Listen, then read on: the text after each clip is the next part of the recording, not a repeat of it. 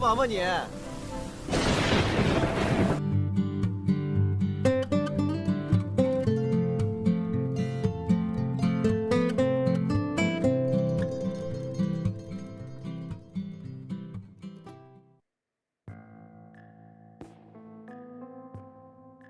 ？Drama ini berlatar tahun 1975. Diperlihatkan seorang karyawan pabrik yang baru pulang shift malam dikejutkan oleh sosok orang mesum yang menunjukkan burungnya. Si wanita langsung kabur dan melaporkannya ke divisi keamanan pabrik. Kita diperkenalkan juga tokoh utama drama ini bernama Lu Xiaolu dan juga ayah ibunya yang bernama Zhou Qian dan Zhang Lei. Diketahui hari ini adalah hari di mana Xiaolu akan ikut ujian nasional untuk masuk universitas. Namun sebelum ke tempat ujian, dia datang ke pabrik terbesar di kota Fucheng ini, atau juga pabrik makanan emas. Di sini Xiaolu menemani sahabatnya Li Guangnan untuk menyatakan cintanya ke orang yang udah disukai sejak lama. Dia adalah Xin Juan. Namun meski udah menyatakan cintanya, Xin Juan sepertinya tidak tertarik dengan Guangnan dan justru membuat keributan dengan meneriaki mereka berdua sebagai orang mesum. Karyawan pria di pabrik ini pun datang, mereka salah paham dan mengira apa yang dikatakan Xin Juan benar adanya. Apalagi setelah tahu kalau Xiaolu adik dari Lu Daijiang yang dikenal preman Fucheng. Akhirnya para karyawan pabrik Xiaolu dan Guangnan pun baku hantam. Bebarengan dengan hal itu, seorang karyawan pabrik yang baru datang dari luar kota bernama Bailan yang diketahui seorang lulusan sarjana kedokteran jalan ke arah perkelahian. Xiaolu yang lagi baku hantam gak sengaja mengambil kopernya yang tiba-tiba 有人说，我知道，世界就此安静。 Ya, semua baju Bailan pun terbang ke gara ulah Xiaolu. Hal ini ngebuat awal pertemuan Xiaolu dan Bailan jadi kurang baik. Setelahnya, Xiaolu, Guangnan, dan karyawan pabrik yang tadi berkelahi diamankan divisi keamanan pabrik dan juga polisi yang udah datang. Masing-masing dari mereka tidak ada yang mau ngaku siapa yang mulai duluan dan saling menyalahkan satu sama lain. Namun tiba-tiba Bailan datang, dia yang kesal sama Xiaolu gara-gara ulahnya yang mengacaukan kopernya, akhirnya bilang kalau yang mulai gelut tadi ialah Xiaolu. Padahal kan bukan juga ya. Dan ya akhirnya Xiaolu pun dibawa pak polisi pergi. Tapi kemudian setelah keluar dari area pabrik, pak polisi mengeluarkan Xiaolu agar bisa ikut ujian masuk universitas. Xiaolu yang masih niat untuk masuk universitas pun langsung bergegas pergi ke tempat ujiannya. Namun gara-gara masalah sebelumnya dia telat dan mau gak mau harus mengulang tahun depan kalau mau masuk universitas. Ternyata Guangnan juga tidak ikut ujian. Dia sadar gegara dirinya juga lah Xiaolu tidak bisa ikut ujian. Jadi dia mau menemaninya agar impas. Ini juga solidaritas sebagai sahabat. Setelahnya diperlihatkan Bailan yang lagi mau diperkenalkan ke kepala pabrik oleh PC Gang, tiba-tiba dikagetkan dengan kedatangan dari Lu Daijiang dan teman-temannya. Dia mempertanyakan soal adik sepupunya atau juga Xiaolu yang sebelumnya dibawa polisi ke gara pabrik ini. Dia belum tahu ya kalau Xiaolu udah bebas. Gegara PC Gang yang terus-terusan ngoceh, Lu Daijiang marah dan hampir memukul si culun satu ini. Beruntung Bailan memukul kepala Daijiang duluan yang ngebuat Daijiang and the gang akhirnya pergi karena nggak mau berkelahi dengan seorang wanita. Mereka semua lalu pergi ke tempat bermain kota Fucheng ini yang ternyata di sini juga ada Xiaolu dan Guangnan.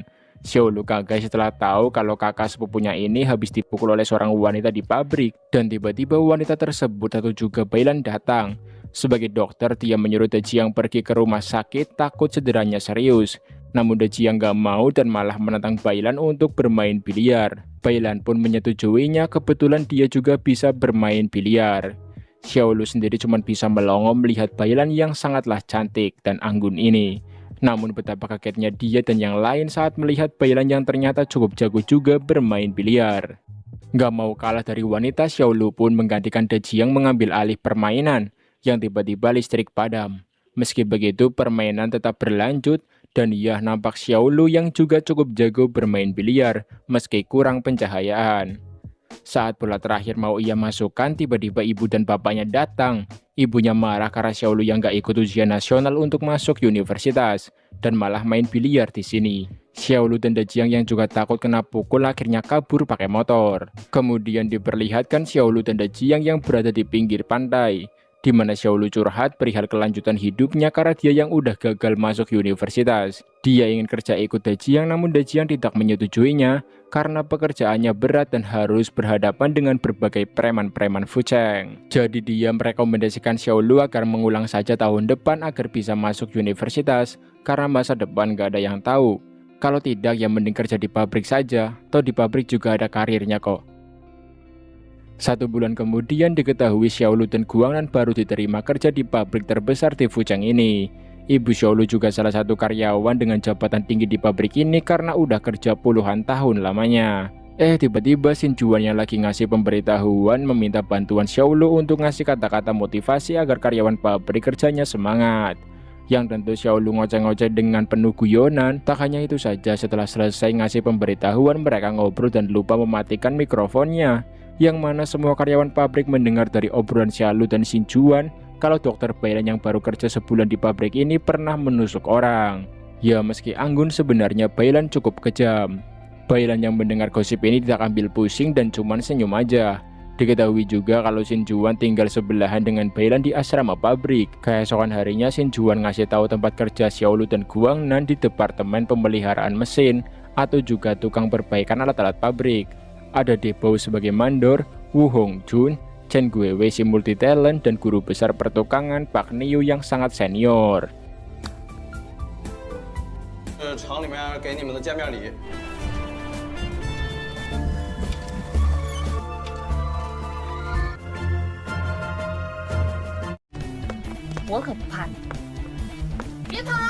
Ya, Bailan yang baru mau balik ke asrama diikuti oleh orang mesum yang sebelumnya juga pernah muncul. Karena Bailan yang bukan penakut, dia pun mengejar orang mesum yang mau kabur ini. Meski orang mesum berhasil kabur, topeng yang dipakainya terjatuh dan betapa kagetnya Bailan karena ternyata topeng itu milik dari Xiaolu. Keesokan harinya dia melaporkan hal ini ke divisi keamanan pabrik. Xiaolu dicurigai jadi orang mesum yang selama ini meresahkan. Namun tentu Xiaolu menyangkal tuduhan itu karena memang dirinya bukanlah orang mesum seperti yang dituduhkan Bailan dan Paman Ma ini. Dia janji bakal membuktikan omongannya ini dengan menangkap si orang mesum. Kemudian saat lagi rutinan periksa kesehatan karyawan pabrik, Bailan sengaja menggunakan momen ini untuk menyelidiki Xiaolu apa benar dia orang mesum semalam atau bukan. Di sini Bailan memaksa Xiaolu buka celananya agar dia bisa memastikan kecurigaannya. Namun tentu Xiaolu yang masih bujang malu dan akhirnya pergi dari sini. Diketahui juga kalau kelompok Lu Dajiang bakal baku hantam dengan kelompok Huluoda untuk memperebutkan arena seluncur untuk bisnis mereka. Huluoda berniat merebut arena seluncur dari Dajiang yang tentu Dajiang tidak akan tinggal diam. Malam harinya, Xiaolu berniat meminta bantuan Xin Huan untuk memancing orang mesum keluar. Namun Guangnan yang gak mau pujaan hatinya kenapa-napa melarangnya. Dan akhirnya dia sendiri yang nyamar jadi wedon untuk memancing orang mesum. Saat lagi dalam penyamaran ini, Guangnan malah digoda sama Huluoda yang ada di sini. Tentu Guangnan yang aslinya pria risih dan akhirnya penyamaran pun terbongkar. Dia yang mau dihajar Huluoda, beruntung Xiaolu cepat datang membantunya dengan baku hantam sama kelompok Huluoda ini. Dajiang yang juga ada di sini akhirnya ikut turun tangan mengerahkan kelompoknya untuk membantu Xiaolu dan Guangnan. Kemudian saat lagi di pabrik, Xiaolu berpikir untuk memancing orang mesum, mereka harus meminta bantuan ke wanita yang juga sama beraninya dengan Bailan. Ya tiba-tiba dia langsung dapat kandidat tersebut.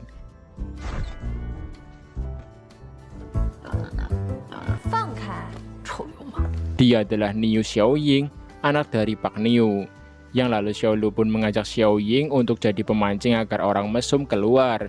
Dengan begini dia bisa menangkapnya agar karyawan wanita pabrik tidak lagi resah dibuatnya. Dan ya, karena dipuji cantik dan kuat oleh Xiaolu, Xiaoying pun akhirnya mau membantunya. Malam harinya aksi pun dimulai. Xiaoying dandan ala cewek pada umumnya agar si orang mesum mau keluar. Tapi akhirnya mereka gagal lagi karena Xiaoying yang terlalu banyak improv dan tidak bisa acting.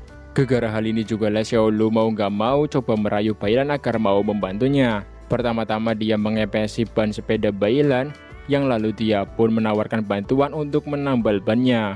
Namun siapa sangka Bailan udah tahu ini ulah dari Xiaolu. Dia nggak peduli dengan Xiaolu, yang penting dia meminta sepedanya diperbaiki seperti semula lagi. Dari sini nampak Xiaolu udah mulai jatuh hati sama Bailan. Ya tentu sih, soalnya Bailan emang cantik bener sob, yakin, no counter.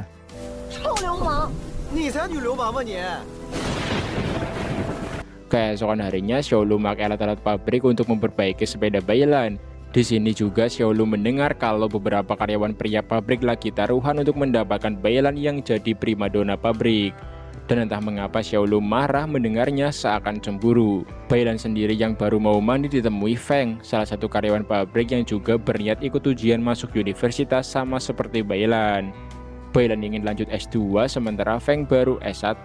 Feng cerita kalau dirinya tidak seperti Bailan karena dia yang selalu direndahkan oleh atasannya di pabrik.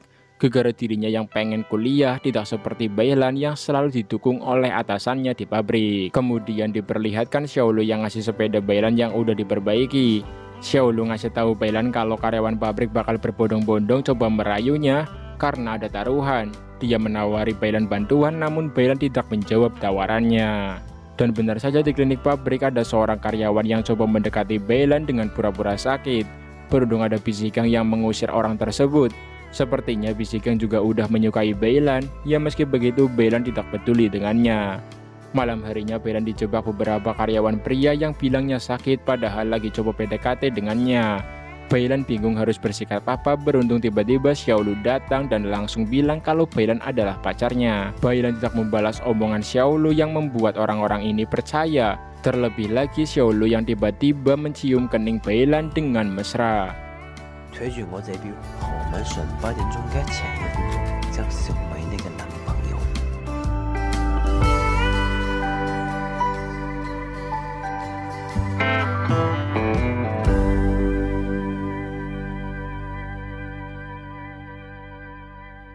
Sepulang dari tempat tadi, Bailan melampiaskan kekesalannya dengan memukul Xiaolu. Karena Xiaolu yang tadi langsung nyosor aja tanpa aba-aba. Bailan seakan gak butuh bantuan Xiaolu dan tentu Xiaolu tidak dapat berbuat apa-apa lagi.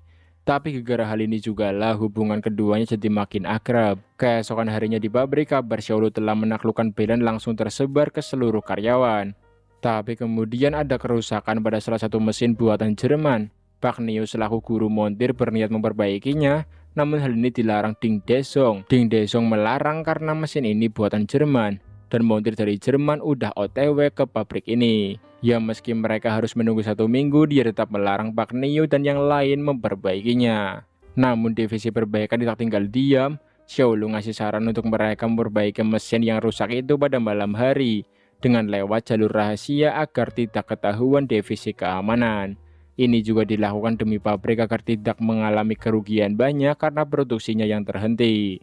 Malam harinya Xiaolu, Guangnan, Guiwei, dan Pak Neo mulai menyelinap masuk ke tempat di mana mesin Jermannya rusak. Mereka yang lagi fokus memperbaiki tiba-tiba ada seorang karyawan yang masih ada di dekat sini. Chen Guiwei yang jaga pintu menakut-nakuti dengan jadi hantu bohongan.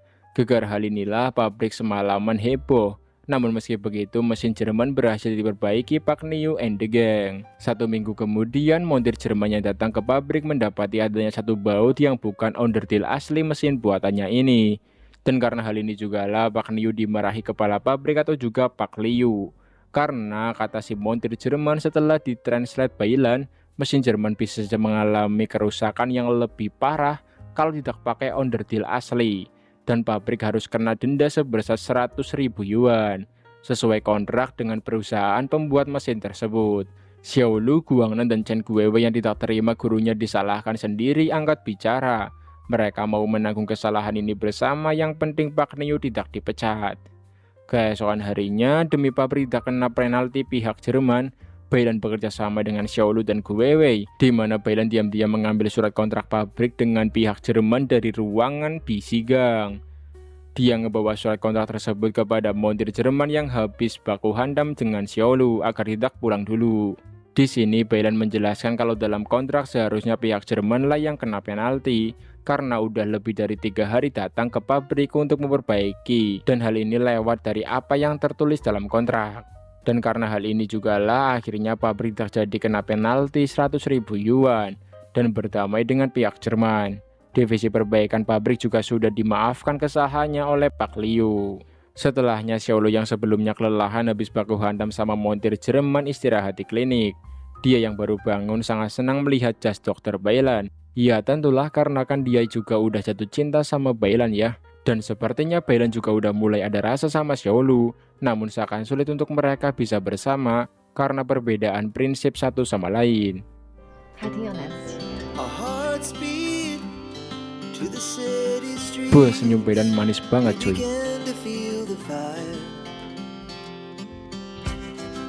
We rise like tall buildings as the chemicals they take us higher.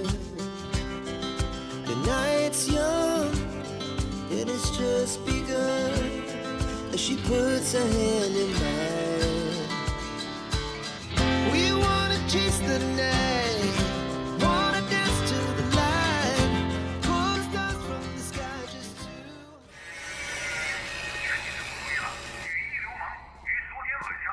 Setelahnya diperlihatkan Bailan melapor ke divisi keamanan pabrik untuk membersihkan nama Xiaolu dari tuduhan orang mesum karena memang bukan Xiaolu orang mesum tersebut. Malam harinya, diam-diam Bailan coba kembali mancing agar orang mesum keluar menampakkan wujudnya. Tapi tiba-tiba bukannya orang mesum yang datang di sini, malah ada orang misterius yang berniat melukainya. Beruntung Xiaolu datang menyelamatkannya. Mereka ngejar orang misterius itu, namun tetap saja orang misterius tersebut berhasil kabur.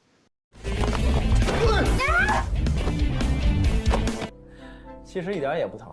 是吗？ Gara-gara Xiaolu yang tadi terluka, dia pun diobati Bailan. Nampak kedekatan dua pemeran utama ini makin akrab. Xiaolu benar-benar dibuat kagum melihat keindahan ciptaan Tuhan satu ini. Emang sangat cantik sih ya.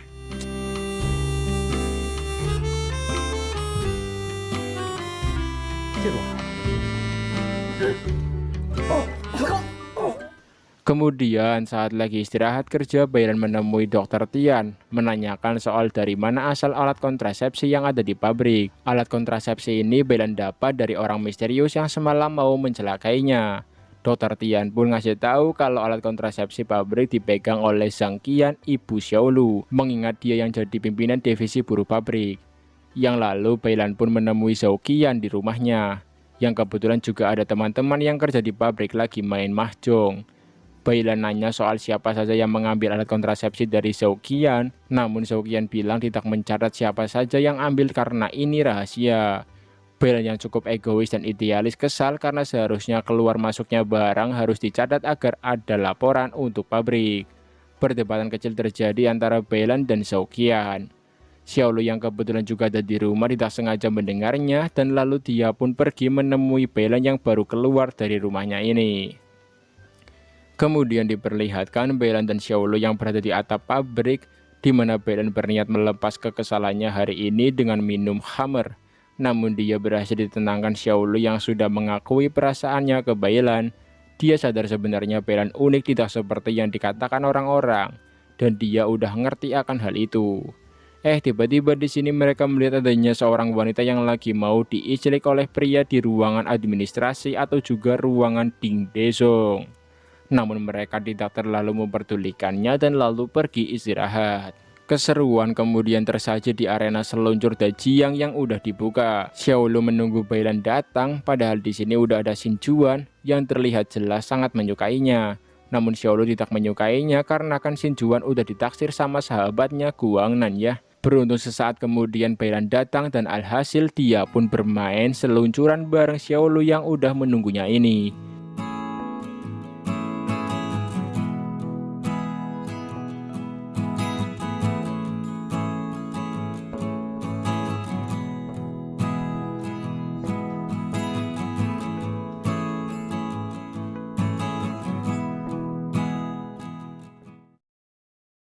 Tak hanya Xin Juan yang naksir sama Xiaolu, tapi Xiao Ying juga sepertinya naksir Xiaolu juga. Nampak jelas karena dia yang selalu ngasih makanan untuk Xiaolu. Namun tetap saja Xiaolu yang gak menyukai Xiao Ying tidak memperdulikannya. Di sisi itu, Bailan yang baru pulang ke asrama dikagetkan dengan adanya surat ancaman buatnya dari orang misterius sebelumnya. Yang lalu keesokan harinya dia pun ngasih tahu surat ancaman ini ke Xiaolu. Xiaolu juga bingung kenapa Bailan punya musuh padahal selama ini dia kerja dan hidup tanpa nyenggol siapapun. Xiaolu dan Bailan lalu menempelkan surat ancaman itu di papan pemberitahuan pabrik agar orang yang ngancam ini keluar menampakkan diri. Mereka menunggu orang yang ngancam cukup lama, bahkan sampai malam. Dan kemudian saat karyawan pabrik shift malam udah pada balik, mereka akhirnya melihat orang misterius yang ngancam Bailan. yang ternyata seorang wanita dan tidak lain ialah Feng. 我到底哪儿得罪你了？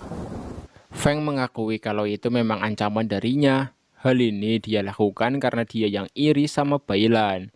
Bailan bisa ikut ujian masuk universitas dengan mudah, sementara dirinya harus izin dulu ke Ding Dezong. Diketahui kuota masuk universitas mereka dapat dari pabrik dan harus bersaing satu sama lain karena kuotanya sedikit. Feng cerita kalau dirinya udah berkorban sangat banyak ke Ding Dezong, baru dia bisa dapat kuota masuk ikut ujian tersebut. Namun gara-gara Bailan yang datang, kuota ujian universitas itu tidak jadi Ding Dezong kasih padanya dan malah memberikannya ke Bailan secara cuma-cuma, tidak seperti dirinya. Dan tentu dalam hal ini bukanlah kesalahan Bailan maupun Feng, tapi Ding Dezong yang udah memanfaatkan Feng demi nafsunya. Keesokan harinya saat lagi dempul tembok ruangan Ding Dezong, Xiaolu mengungkapkan kekesalannya kepada Ding Dezong. Dia tidak takut meski Ding Dezong punya jabatan di pabrik. Tiba-tiba mereka dikejutkan dengan adanya suara keramaian di luar pabrik yang ternyata disebabkan oleh Feng yang mau bundir gara-gara Ding Dezong yang udah melecehkannya beberapa waktu lalu. Karena Feng yang minta kuota ujian masuk universitas. Istri Ding Dezong yang juga ada di sini percaya kalau suaminya tidaklah seperti apa yang diomongkan Feng. Dan hal ini membuat Feng sangat ingin mengakhiri hidupnya karena dia yang merasa udah nggak ada yang dukung. Beruntung Xiaolu dan Bailan yang melihat sekilas kejadian Feng dilecehkan Ding Dezong angkat bicara dan bilang mau menjadi saksi Feng untuk menggugat Ding Dezong. Akhirnya Feng pun mau menyingkir dan mengurungkan niat bundirnya ini. Yang lalu Bailan bersama Xiaolu pun ngebawa Feng ke rumah sakit untuk pemulihan. Xiaolu berani membela Feng karena merasa emang Feng harus dibela. Apalagi ini ulah Ding Dezong, orang yang cukup dibenci beberapa karyawan pabrik. Semangat Xiaolu membela Feng sempat dicegah ibu dan ayahnya karena lawannya adalah Ding Dezong yang cukup berpengaruh di pabrik. Namun tetap saja demi keadilan Xiaolu tidak akan mundur selangkah pun. Di sisi itu nampak bisikan yang ngobrol dengan Ding Dezong merencanakan untuk memalsukan keterangan dokter dengan bilang kalau Feng udah mengalami sakit jiwa. Dengan begini tuduhan yang dilayangkan terhadap Ding Dezong tidak bisa dilanjutkan. Di rumah sakit, Bailan terus menyemangati Feng agar bangkit dan melanjutkan hidup dengan baik. Karena masa depan masih panjang dan bila perlu demi menenangkan diri Feng bisa pergi keluar dari kota Fucheng ini. Yang lalu Bisigang menemui Bailan untuk meminta bantuannya memalsukan keterangan dokter perihal kejiwaan Feng. Tentu hal ini dia lakukan juga demi Bailan bisa tetap bekerja di pabrik karena Ding Dezong cukup berpengaruh. Awalnya Bailan menolak demi keadilan Feng, namun karena diancam oleh Bisigang dengan kata-kata dari Ding Dezong, akhirnya Bailan pun ngasih surat keterangan Feng ada kelainan jiwa. Tapi tetap dia akan mendukung Feng agar dapat keadilan di pabrik dan namanya tidak tercoreng. Keesokan harinya kepala pabrik Pak Liu bilang ke Feng kalau Ding Dezong bakal menerima hukuman dari pabrik gara-gara ulah tercelanya. Feng juga bakal dapat kompensasi. Pak Liu menyuruh Feng bilang saja apa yang diinginkannya. Dan ia bukannya minta ganti rugi atau apa, Feng justru minta izin pamit untuk keluar dari pabrik meninggalkan Fucheng untuk menata hidupnya yang baru. Yang lalu Bailan dan Xiaolu pun mengantar kepergian Feng dari Fucheng ini. Mereka tetap akan jadi teman meski nanti di masa depan bakal jarang bertemu karena beda kota. Dan ya setelahnya dua tokoh utama kita ini nampak sekali semakin hari semakin dekat dan sepertinya udah nyaman satu sama lain. 我们要不能成为一辈子的朋友，也太可惜了吧！拜拜。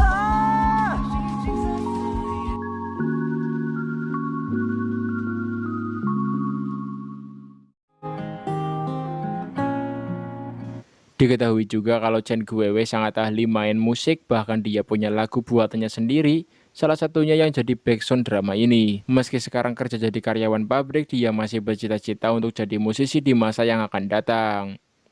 Di sini juga Xiaolu baru tahu kalau Bailan dihukum pabrik dengan disuruh kerja di ruang bahan bakar atau juga katel. Gegara Bailan yang sebelumnya memalsukan surat sakit jiwa Feng ke Ding Dezong dan tentu semua ini ulah Ding Dezong. Melihat Bailan yang kerja di ruang katel ini, Xiaolu tidak tega, apalagi seniornya selalu menindasnya. Beruntung Xiaolu dan orang ini tidak baku hantam, hanya berdebat kecil saja. Bailan bilang dia tidak apa-apa kerja seperti ini, yang penting dirinya masih punya harapan untuk meraih cita-citanya dengan ikut ujian masuk universitas S2-nya. Di sisi itu, Shin Juan dimarahi pamannya Ding Dezong gara-gara dia yang udah ngebela Feng. Dan karena hal ini juga lah Shin Juan pun pergi dari rumah paman dan bibinya ini. Guangnan yang juga ada di sini menenangkan Shin Juan dan selalu menemaninya yang lagi sedih ini. Cinta Guangnan ke Shin Juan udah amat sangat dalam, sehingga dia tidak peduli rintangan apa yang ada di depan dan akan selalu berjuang agar Shin Juan mau dengannya. Malam harinya di rumah, Xiaolu meracik teh dengan susu yang ternyata dia cukup mahir meracik bahan-bahan minuman enak. Yang lalu keesokan harinya saat dia mau ngasih minuman buatannya ke Beilan, tak sengaja Xiaolu melihat adanya Bisigang yang juga ada di sini. Dia pun akhirnya tahu kalau Bisigang juga menyukai Beilan dan tentu akan jadi saingannya mulai sekarang. Setelah Bisigang pergi, Xiaolu pun menemui Beilan, ngasih minuman buatannya dan juga sarung tangan untuk Beilan agar tangannya tidak lecet pegang alat-alat berat di sini. Diketahui tadi Bisigang ngasih Beilan sebuah kamar hotel untuk ketemuan. Xiaolu yang tahu melarangnya pergi karena Bisigang pasti punya niat mesum. Dan Xiaolu pun akan menggantikan Beilan dengan pergi ke hotel yang dikasih Bisigang agar Bisigang terkejut dan kapok. Dan iya, kemudian saat Bisigang udah di kamar hotel, betapa kagetnya dia saat melihat Xiaolu ada di sini, bukannya Beilan. Dia yang malu ketahuan niat bejatnya lalu pergi. Setelahnya, Xiaolu pun menemui Beilan yang udah menunggunya. Mereka menikmati malam yang indah ini berduaan di sekitaran pabrik. Dan iya, nampak Beilan emang udah jatuh hati juga sama Xiaolu.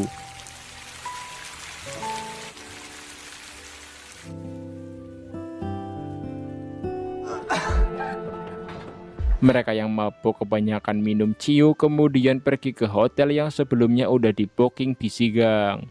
Karena udah nggak sadar kebanyakan minum, Xiaolu melantur dengan bilang kalau Beilan adalah wanita pujaannya. Dia sangat cantik bahkan udah mengalihkan dunianya. Beilan yang mendengarnya baper dan lalu mencium lelaki yang udah ia sukai ini.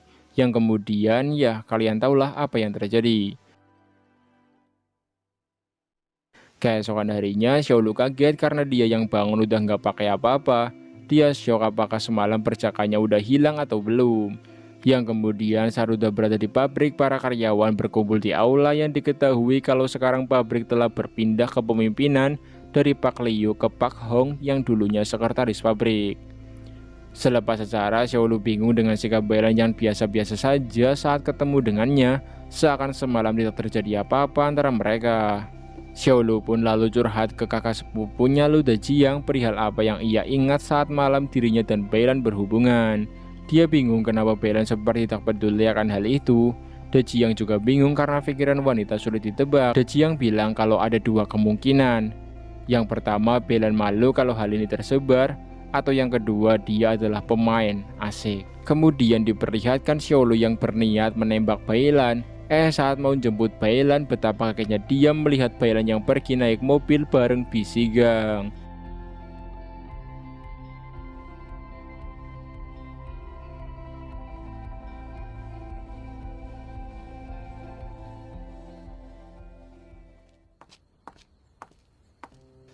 Singkatnya, saat sudah malam, Xiaolu bertemu dengan Beilan yang baru balik. Dia cemburu melihat Beilan yang pergi bersama Bisigang. Namun Beilan tidak peduli dengan hal itu dan malah menyuruh Xiaolu pergi seakan dia tidak punya perasaan sama Xiaolu. Keesokan harinya diperlihatkan Beilan yang sedang jadi penerjemah di biro industri, yang diketahui biro industri ini diketuai oleh Pak Laubi, ayah dari Bisigang. Pak Laubi sangat berterima kasih karena berkat adanya Beilan, kliennya yang dari luar negeri ini mau kerjasama dengannya. Dia tahu juga kalau Beilan mau melanjutkan pendidikan S2-nya dan dia mendukungnya.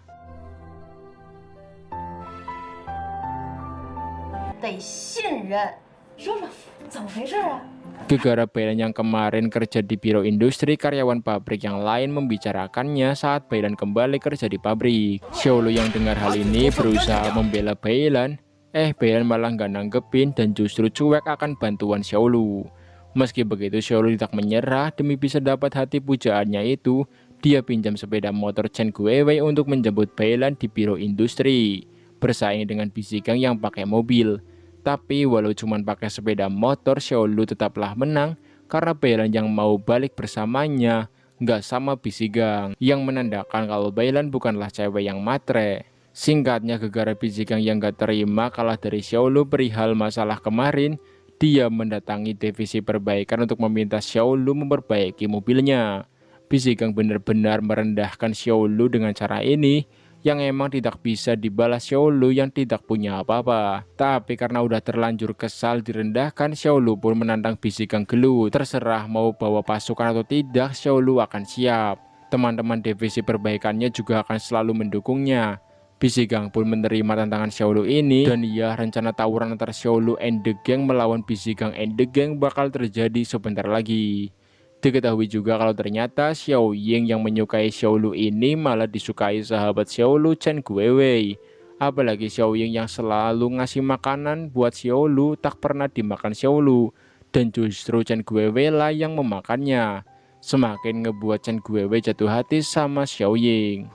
Ding Desong yang tahu Xiaolu akan tawuran sama Bisigang ngasih tahu Dajiang, yang mana Ding Desong menyuruh Dajiang melarang Xiaolu.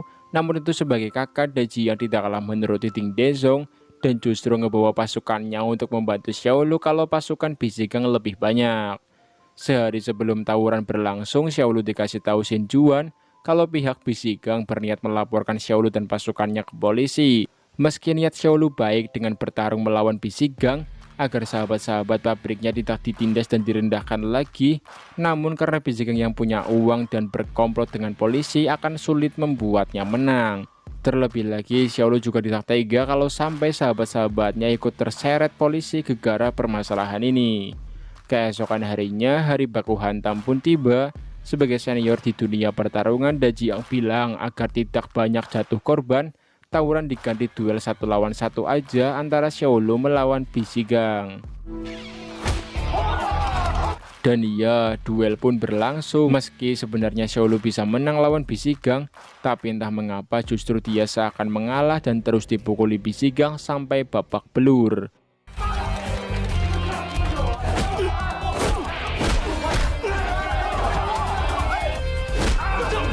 Dajiang dan sahabat-sahabatnya bingung melihat hal ini. Perkelahian pun terhenti setelah Bailan datang. Nampak dia yang sangat khawatir melihat kondisi Xiaolu yang seperti ini. Tangisnya pecah di klinik pabrik saat merawat lelaki pujaannya ini yang terluka demi membela keadilan para pekerja.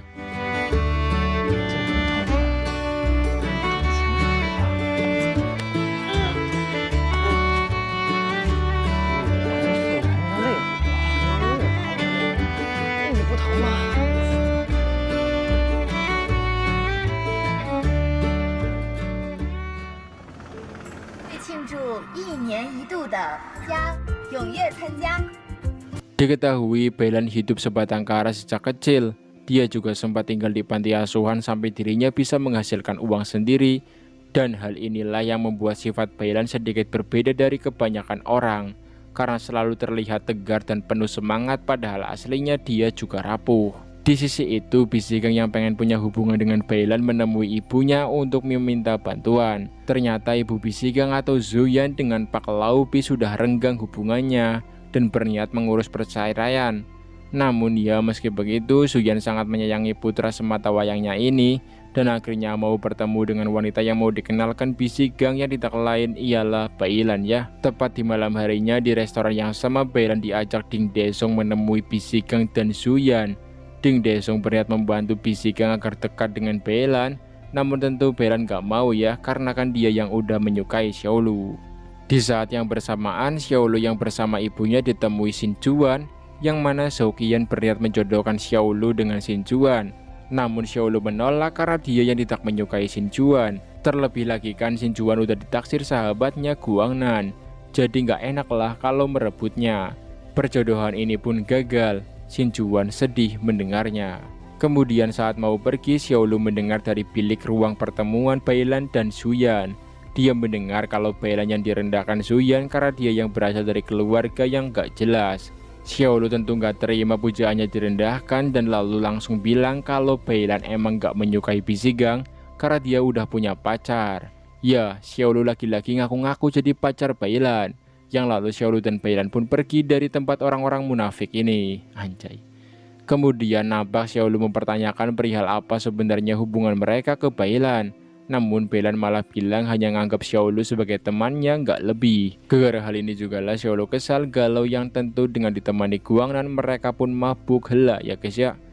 Namun tanpa sepengetahuan Xiaolu sebenarnya Bailan sakit bilang hal itu. Dia selalu memikirkannya karena emang Bailan udah jatuh hati sama Xiaolu. Singkatnya, festival bulan tahunan pun berlangsung di arena seluncur Ludejiang. Xiaolu menunggu Bailan hingga larut malam karena dia yang udah mengajaknya ke sini sebelumnya. Dejiang yang tahu hal ini menenangkan adik sepupunya ini. Namun tiba-tiba saat lagi berharap Bailan datang, Xiaolu kaget melihat Bailan yang pergi bareng Bisigang naik mobil. Xin Juan sendiri yang udah tahu perasaannya bertepuk sebelah tangan sama Xiaolu akhirnya mau coba lebih dekat dengan Guangnan yang jelas-jelas lebih menyukainya. Mereka juga dansa di arena seluncur menikmati festival bulan yang lagi berlangsung ini. Di sini juga nampak ada seorang wanita yang lagi nyari-nyari Lu Dajiang. Mungkin pacarnya di masa lalu ya. Namun Dajiang selalu menghindarinya seakan gak mau bertemu dengan wanita tersebut. Xiaolu yang melihat adanya kue anak-anak yang sempat Bailan bilang kalau dia sangat menyukainya, kemudian pergi untuk menemui Bailan dengan ngebawa kue anak-anak tersebut. Di sisi itu, Bailan yang diajak Bisigang makan malam bersama investor-investor tidak nyaman berada di sini. Apalagi setelah tahu dari Bisigang kalau sebenarnya Xiaolu mengalah saat baku hantam dengannya beberapa waktu lalu. Hal ini Xiaolu lakukan demi melindungi sahabat-sahabat pabriknya dari polisi. Tentu Bailan yang mendengarnya kesal dan lalu pergi dari sini, yang kebetulan Xiaolu juga sudah berada di sini. Mereka kemudian pergi bareng menikmati keindahan malam bulan purnama ini.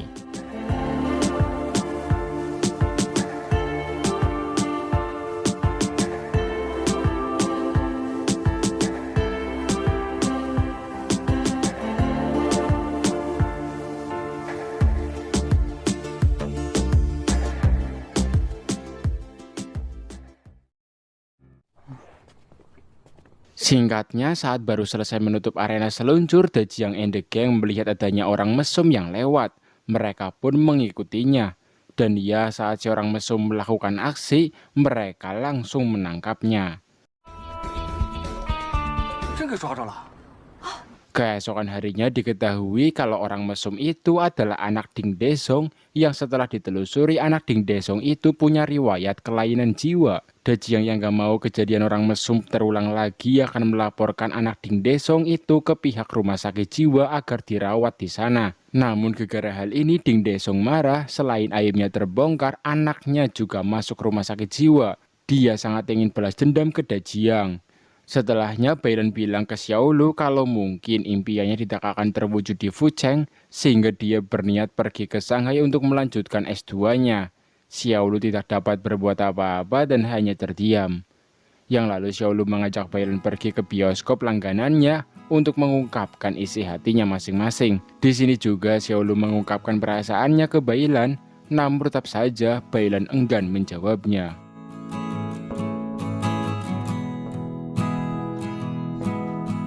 你愿不愿意和我一起，成为这个剧院的终身会员？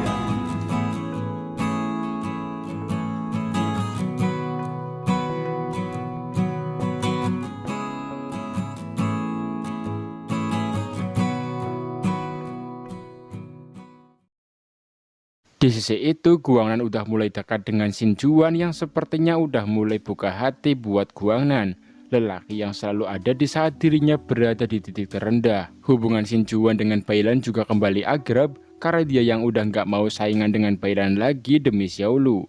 Xin Juan sadar cintanya Xiaolu hanya untuk Bailan seorang. Kemudian di asrama pabrik pria, Guangnan ngasih teh susu ke Xiaolu dan Chen Guiwei, di mana dia mengajak Xiaolu dan Chen Guiwei mencari uang tambahan dengan bikin usaha teh susu. Dan ya, Xiaolu pun mau membantu dengan dia yang meracik minumannya. Chen Guiwei sebagai penarik pembeli karena mahir main musik, dan Guangnan yang nanti jualan di tempat arena seluncur Dajiang. Kembali ke asrama putri, di mana Xin Juan kaget melihat surat buatan Bailan untuk Xiaolu yang intinya bilang mau pamit pergi dari Fucheng ke Shanghai.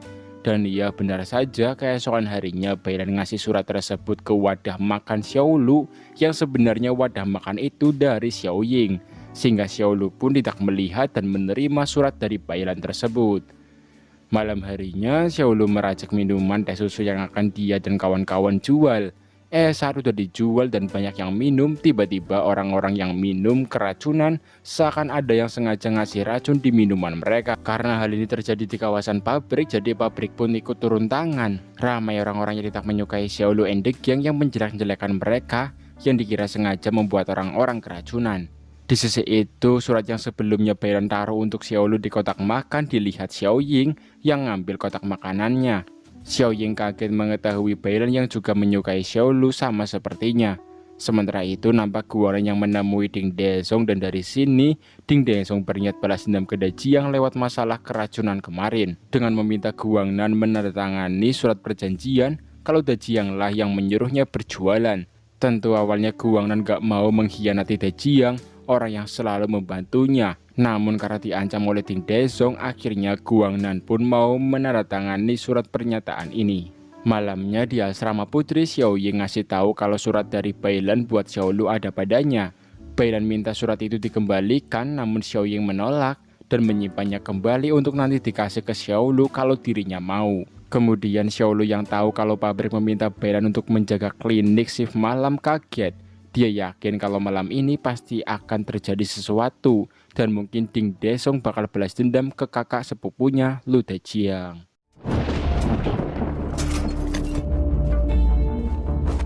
Dan benar saja malam harinya Ding Dezong membawa orang-orang suruhan untuk mengacaukan arena seluncur sekaligus juga untuk memancing agar Dajiang baku hantam. Dengan begitu dia bisa menuntut Dajiang di polisi. Dajiang melukai orang yang disuruh Ding Dezong, yang lalu duel antara Dajiang melawan Ding Dezong pun tersaji. Dajiang yang udah kelelahan tak berdaya menghadapi Ding Dezong yang pakai alat setrum. Beruntung sebelum Ding Dezong melukainya, Xiaolu dan Bailan datang menghantam kepala Ding Dezong pakai dampar sampai tidak sadarkan diri. Setelahnya demi sang kakak sepupu, Xiaolu pergi ke klinik mengambil obat-obatan.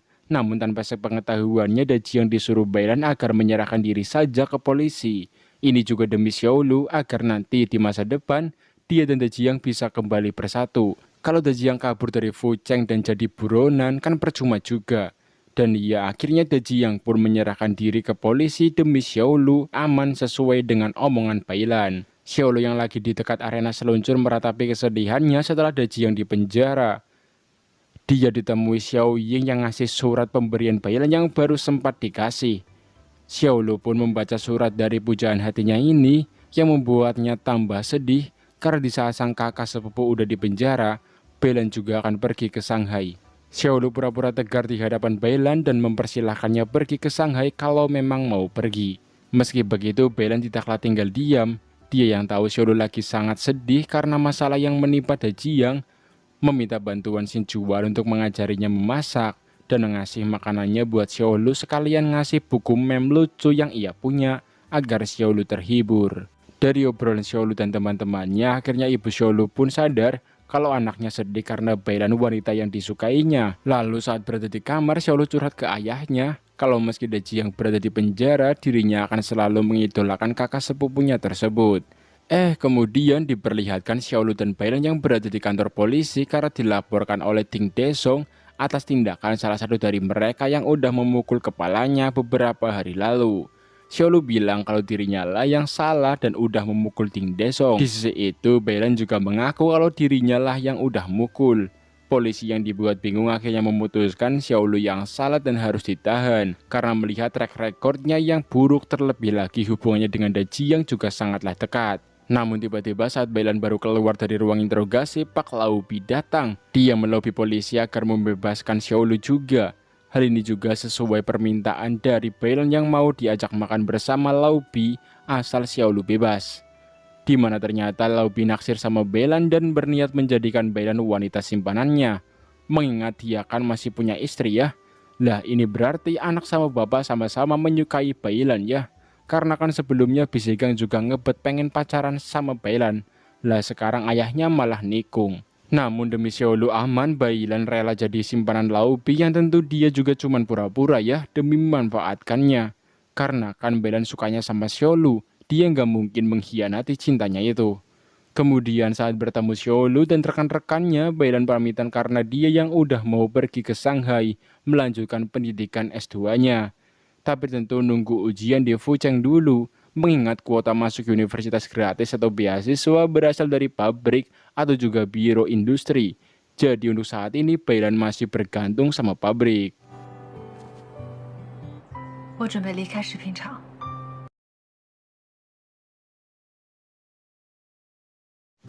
Diketahui gara-gara Xiaolu yang sempat terlibat masalah dengan Ding Desong, dia harus pindah divisi dari divisi perbaikan ke divisi gudang, lebih tepatnya gudang pendingin pabrik. Guangnan yang tahu hal ini juga pindah demi bisa menemani Xiaolu di gudang pendingin ini. Mungkin sebagai penebusan dosa ya atas kesalahannya yang jadi pengkhianat beberapa hari yang lalu. Kemudian sepulang kerja, gegara Bailan yang dikira mengkhianati Xiaolu dengan mau pindah ke Shanghai diusir oleh rekan-rekan asramanya. Dan iya, beruntung ada Xiaolu yang selalu ada di saat Bailan butuh.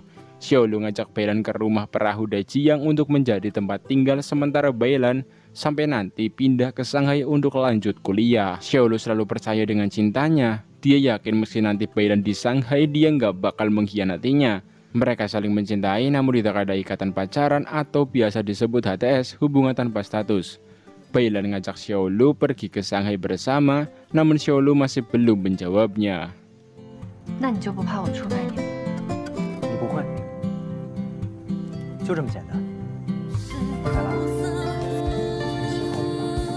喜欢。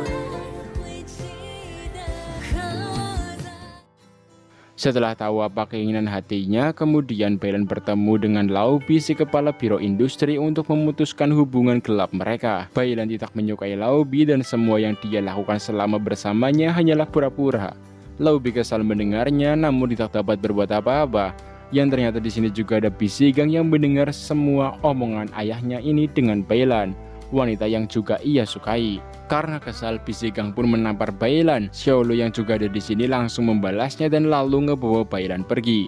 Tentu gara-gara hal ini hubungan Bisigang dengan ayahnya ini jadi renggang total dan mungkin bakal putus hubungan. Singkatnya di pabrik rapat tahunan berlangsung.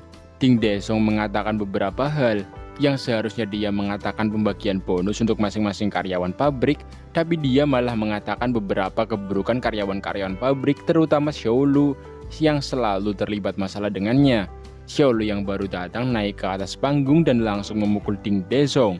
Tak hanya itu saja, dia juga ngasih kata-kata provokasi yang memang benar adanya, agar Ding Desong malu atas perbuatannya selama ini di pabrik. Karyawan-karyawan lain pun ikut terpancing dan mulai berani bersuara.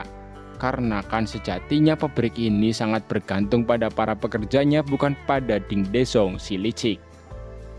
Setelahnya Xiaolu ngobrol dengan Bailan di luar aula pabrik. Bailan berharap Xiaolu mau pergi bersamanya ke Shanghai dan melanjutkan kuliahnya juga, karena Fucheng hampir sepenuhnya dikendalikan oleh Laobi yang punya uang dan kuasa. Jadi akan sangat sulit untuk orang-orang dengan strata ekonomi rendah bisa menjadi sukses di Fucheng. Keesokan harinya Xiaolu menemui Dajiang di penjara. Dia berharap kakak sepupunya ini tetap kuat dan bisa bebas nanti dari penjara dengan keadaan baik-baik saja. Dajiang pun berjanji akan hal itu. Dia juga ngasih Xiaolu saran agar mengejar mimpi dan cintanya, kalau perlu melanjutkan kuliahnya agar bisa dapat kerja dengan tidak lagi direndahkan seperti di pabrik. Karena kan pendidikan sangatlah penting untuk masa depan. Yang lalu saat berada di rumah, Xiaolu bilang ke ayah ibunya kalau dirinya ingin lanjut kuliah lagi, ikut ujian masuk universitas sembari kerja di pabrik. Ibunya kaget mendengar hal ini, namun dia juga tidak dapat melarang anaknya ini mengejar mimpinya karena Xiaolu yang cukup keras kepala. Di sisi itu, hubungan Xin Juan dan Guangnan sudah semakin dekat. Xin Juan udah jatuh hati sama pria yang selalu ada saat dirinya butuh ini. Xin Juan memang anak broken home, namun dia selalu bersikap kuat di hadapan semua orang agar tidak dibully, yang padahal dia sama juga seperti manusia lain yang rapuh saat lagi sendirian.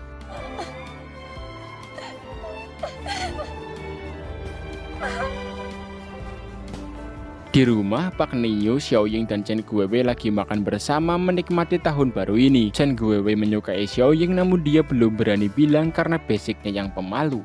Sementara itu, nampak Xiaolu yang lagi bersama Bailan menikmati malam dan ngobrol di pinggir kali yang indah ini.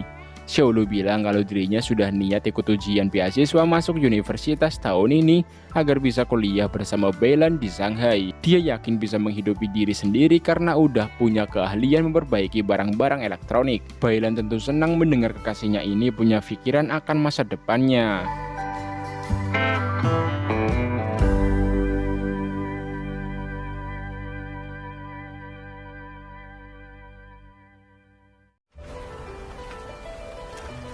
Sekarang udah tahun 1977, di mana ketika sahabat sudah menemukan belahan hatinya masing-masing. Namun tentu kebahagiaan mereka tidaklah bertahan lama karena masih banyak tantangan dan masalah demi masalah yang akan datang. Dan ya, perselisihan antara Xiaolu dan Guangnan terjadi lagi, di mana Guangnan gak rela sahabatnya ini pergi meninggalkannya ke Shanghai demi Beilan.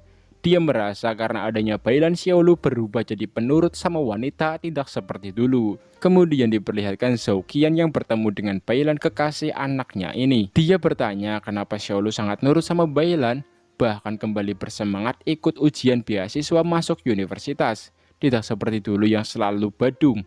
Beilan juga tidak tahu pasti alasannya, namun mungkin karena mereka yang udah saling mencintai, jadi ingin terus dekat saja satu sama lain. Di sisi lain diketahui Xin Juan mencicil sebuah rumah untuk nantinya dia tinggali bersama Guangnan dan anak-anaknya kalau udah menikah. Kemudian saat Xiaolu ngantar Beilan ke tempat ujian beasiswa untuk les, dia dikasih tahu Chen Guiwei kalau Guangnan diculik Hu Laoda, musuh bebuyutan Lu Dejiang atau juga preman Fu Cheng. Tentu Xiaolu tidak tinggal diam dan langsung pergi ke tempat Guangnan diculik. Dia bersama Xiao Ying dan Guiwei berhasil melepaskan Guangnan dari ikatan Hu Laoda and the Gang setelah baku hantam epik penuh strategi.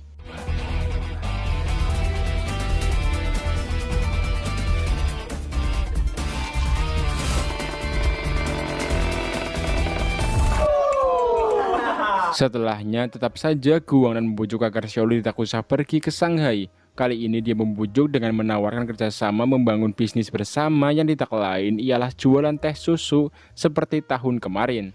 Karena sahabatnya yang mohon-mohon ini, Xiaolu pun mau membantu meracikan resep teh susunya untuk dijual. Namun dia berpesan agar mereka tidak ngerecoki lagi urusan pribadinya yang pengen pergi ke Shanghai kalau lulus ujian beasiswa. Hari-hari berikutnya Xiaolu lalui dengan penuh semangat. Dia setiap hari kerja di pabrik, sorenya kerja sampingan jualan teh susu, malamnya belajar untuk ujian beasiswa. Namun dia merahasiakan soal jualan teh susu ini dari Beilan, dan ya saat tahu Xiaolu membohonginya, Beilan marah. Karena seharusnya Xiaolu ngasih tahu dulu soal dia yang jualan teh susu buat tambahan, karena kan dirinya juga nggak melarang. Yang penting Xiaolu tetap fokus juga belajar agar lulus ujian beasiswa. Keesokan harinya saat Xiaolu ngasih uang yang katanya Guangnan hutang ke Hu Laoda, dia dibuat kaget melihat berdus-dus minuman teh susunya ada di sini. Yang akhirnya dia pun tahu kalau Guangnan udah memanfaatkannya dengan berjualan teh susu agar dia nggak jadi ke Shanghai dan bertengkar dengan Beilan. Apalagi kata Hu Laoda kemarin Guangnan sengaja pura-pura diculik agar Xiaolu menolongnya karena Guangnan udah kerja sama dengannya. Yang lalu pertengkaran antara dua sahabat ini pun tak terhindarkan lagi. Xiaolu benar-benar marah dengan apa yang udah Guangnan lakukan. Dia tahu niat Guangnan baik karena nggak mau Xiaolu jauh darinya. Namun Xiaolu juga punya impiannya sendiri dan Guangnan tidaklah perlu ikut campur terlalu dalam sama urusannya. Kemudian saat menjemput Beilan di tempat les ujian beasiswa, Xiaolu dan Beilan diajak makan di resto sama teman-teman Beilan yang orang kaya. Xiaolu di sini yang nggak tahu menu-menu makanan mahal pesan daging dengan kematangan 8, yang tentu ngebuat mereka yang ada bingung karena tingkat kematangan 8 gak ada. Beruntung Beilan juga pesan hal yang serupa sehingga Xiaolu nggak malu-malu banget. Tapi belum juga diantar makanannya, Xiaolu yang mendengar teman-teman Beilan merendahkannya nggak mood lagi dan lalu pergi. Beilan yang tahu kekasihnya itu nggak nyaman akhirnya juga ikut pergi. Mereka nggak jadi makan di resto mahal, namun mereka ganti dengan dinner berdua di warung bakso langganan. Tiba-tiba Chen Guiwei kembali ngasih tahu kalau Guangnan terlibat masalah di bar hotel. Ya meski sebelumnya bertengkar, Xiaolu tetap pergi untuk membantu sahabatnya itu. Diketahui pemilik bar dan hotel ini bernama Kak Tao, wanita yang sempat terlihat di arena seluncur. Ternyata Kak Tao merupakan kekasih lama kakak sepupu Xiaolu alias Lu Dejiang. Kak Tao mencari Dejiang namun tentu dia nggak bakal ketemu dimanapun karena Lu Dajiang berada di penjara dan akan keluar 3 tahun lagi. Kak Tau bilang tetap akan menunggu Dajiang keluar. Diceritakan dulu Kak Tau bertemu Dajiang saat dirinya lagi kesulitan, dan Dajiang lah yang menolongnya dari preman yang memburunya. Dajiang baku hantam tanpa kenal takut meski seorang diri, dan sejak saat itulah Kak Tau jatuh hati sama Dajiang. Begitu juga dengan Dajiang. Mereka bersama beberapa tahun sampai kemudian berpisah karena Dajiang yang pergi ke Hong Kong tanpa kabar, dan sampai sekarang belum bertemu lagi dengan Kak Tau. Kak Tau ingin bertemu dengan Dajiang untuk memastikan hubungan mereka, namun Dajiang selalu menghindarinya. Setelahnya, Guangnan yang disandera Kak Tau pun dibebaskan, dan ia hubungannya dengan Xiaolu kembali baikan. 咱俩是一辈子的好兄弟，我就能安心的离开了。好。Bailan yang merupakan wanita karir selalu menyempatkan waktu untuk memasak buat Xiaolu, sang kekasih yang sekarang tinggal bersamanya di rumah perahu. Xiaolu tidak akan memaksa Bailan untuk jago masak, karena dirinya juga bisa. Yang penting apa yang dicita-citakan Bailan bisa terwujud. Xiaolu juga akan menuruti Bailan dengan ikut ke Shanghai kalau lolos ujian beasiswanya. Pabrik sendiri diketahui semakin hari mengalami penurunan dari segi kepemimpinan. Bahkan hal ini ngebuat para pekerja jadi terlibat dan dimarahi terus sama Ding Desong. Namun tentu Xiaolu yang gak terima teman-teman pekerjanya ditindas, langsung membela dengan menyudutkan Ding Desong yang sok berkuasa ini. Setelahnya saat lagi makan di rumah bareng orang tuanya, Xiaolu dikasih tahu ibunya kalau kuota kuliah di luar kota hanya ada 1. Sisanya kalau lulus harus kuliah di dalam kota Fucheng ini. Artinya kalau Xiaolu ikut ujian bersama Bailan, hanya ada 1 di antara mereka yang bisa lulus untuk kuliah ke Shanghai. Dan hal ini dibenarkan Bi Sigang dari ucapan Sekretaris Hong, kepala pabrik sementara ini, yang mana kuota beasiswa keluar kota pabrik cuma ada 1 karena pabrik yang beberapa bulan belakangan ini mengalami penurunan. Xiaolu benar-benar dibuat dilema gara-gara hal ini. Dia sudah niat untuk ke Shanghai kuliah bareng Bailan, namun masalahnya hanya ada 1 di antara mereka yang bisa lulus. Dan iya tentu Xiaolu yang akan mengalah demi Bailan lulus beasiswa kuliah S2-nya di Shanghai. Namun dia tidak ngasih tahu hal ini ke Bailan yang tentu ngebuat Bailan salah paham dan marah dengannya. Sebenarnya Xiaolu ikut ujian beasiswa namun dia tidak ngasih nama di kertas jawabannya agar Bailan bisa lulus dengan mudah. Dia ikhlas tidak kuliah asal pujaan hatinya bisa kuliah untuk mewujudkan cita-citanya. Namun Bailan tidak percaya dengan ucapannya. Hubungannya dengan Xiaolu pun kembali renggang. Bahkan dia langsung mengemasi barang-barangnya dibantu Xin Juan yang udah jadi sahabatnya ini untuk segera meninggalkan Fucheng menuju Shanghai. Dia tidak berpamitan sama Xiaolu seakan hubungan mereka benar-benar sudah berakhir. Xiaolu yang galau melampiaskannya dengan meletre bareng Guangnan. Mereka minum sampai malam dan ya saat sudah mabuk inilah Guangnan keceplosan bilang perihal dirinya yang udah memfitnah Dajiang sehingga Dajiang dipenjara. Namun dia melakukan ini juga karena diancam sama Ding Desong. Xiaolu yang mendengarnya langsung marah dan lalu perkelahian pun tak terhindarkan. Xiaolu benar-benar muak dan memutuskan hubungan sahabat di antara mereka. Setelahnya Guangnan yang balik ke apartemen Xin Juan dengan kondisi babak belur ngebuat Xin Juan tidak tega melihat kondisi kekasihnya ini. Namun dia juga tidak bisa menyalahkan siapapun karena akar dari masalah ini berasal dari paman dan kekasihnya sendiri. Singkatnya Xiaolu udah sadar akan besar cintanya buat Bailan sehingga dia coba mengejarnya. Namun telat karena Bailan yang udah pergi meninggalkan Fucheng menuju Shanghai pakai kapal feri.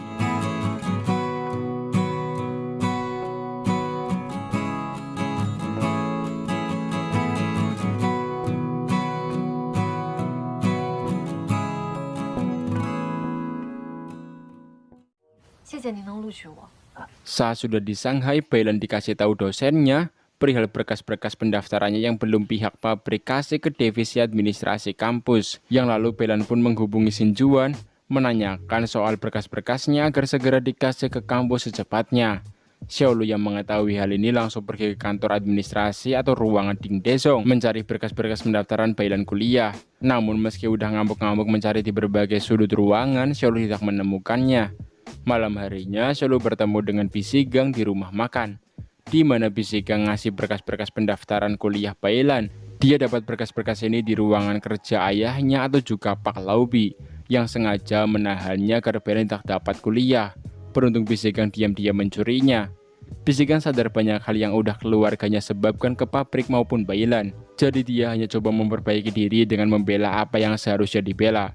Xiaolu berterima kasih dan salut atas keberanian Bisigang yang benar-benar udah berubah. Setelah Xiaolu pergi untuk ke Shanghai, Bisigang melihat adanya seorang wanita yang naksir sama dirinya. Dan ia sebagai pria, Bisigang pun langsung ngajak wanita tersebut untuk menikah. Keesokan harinya, Bailan menemui admin kampus, menanyakan soal berkas-berkas pendaftarannya.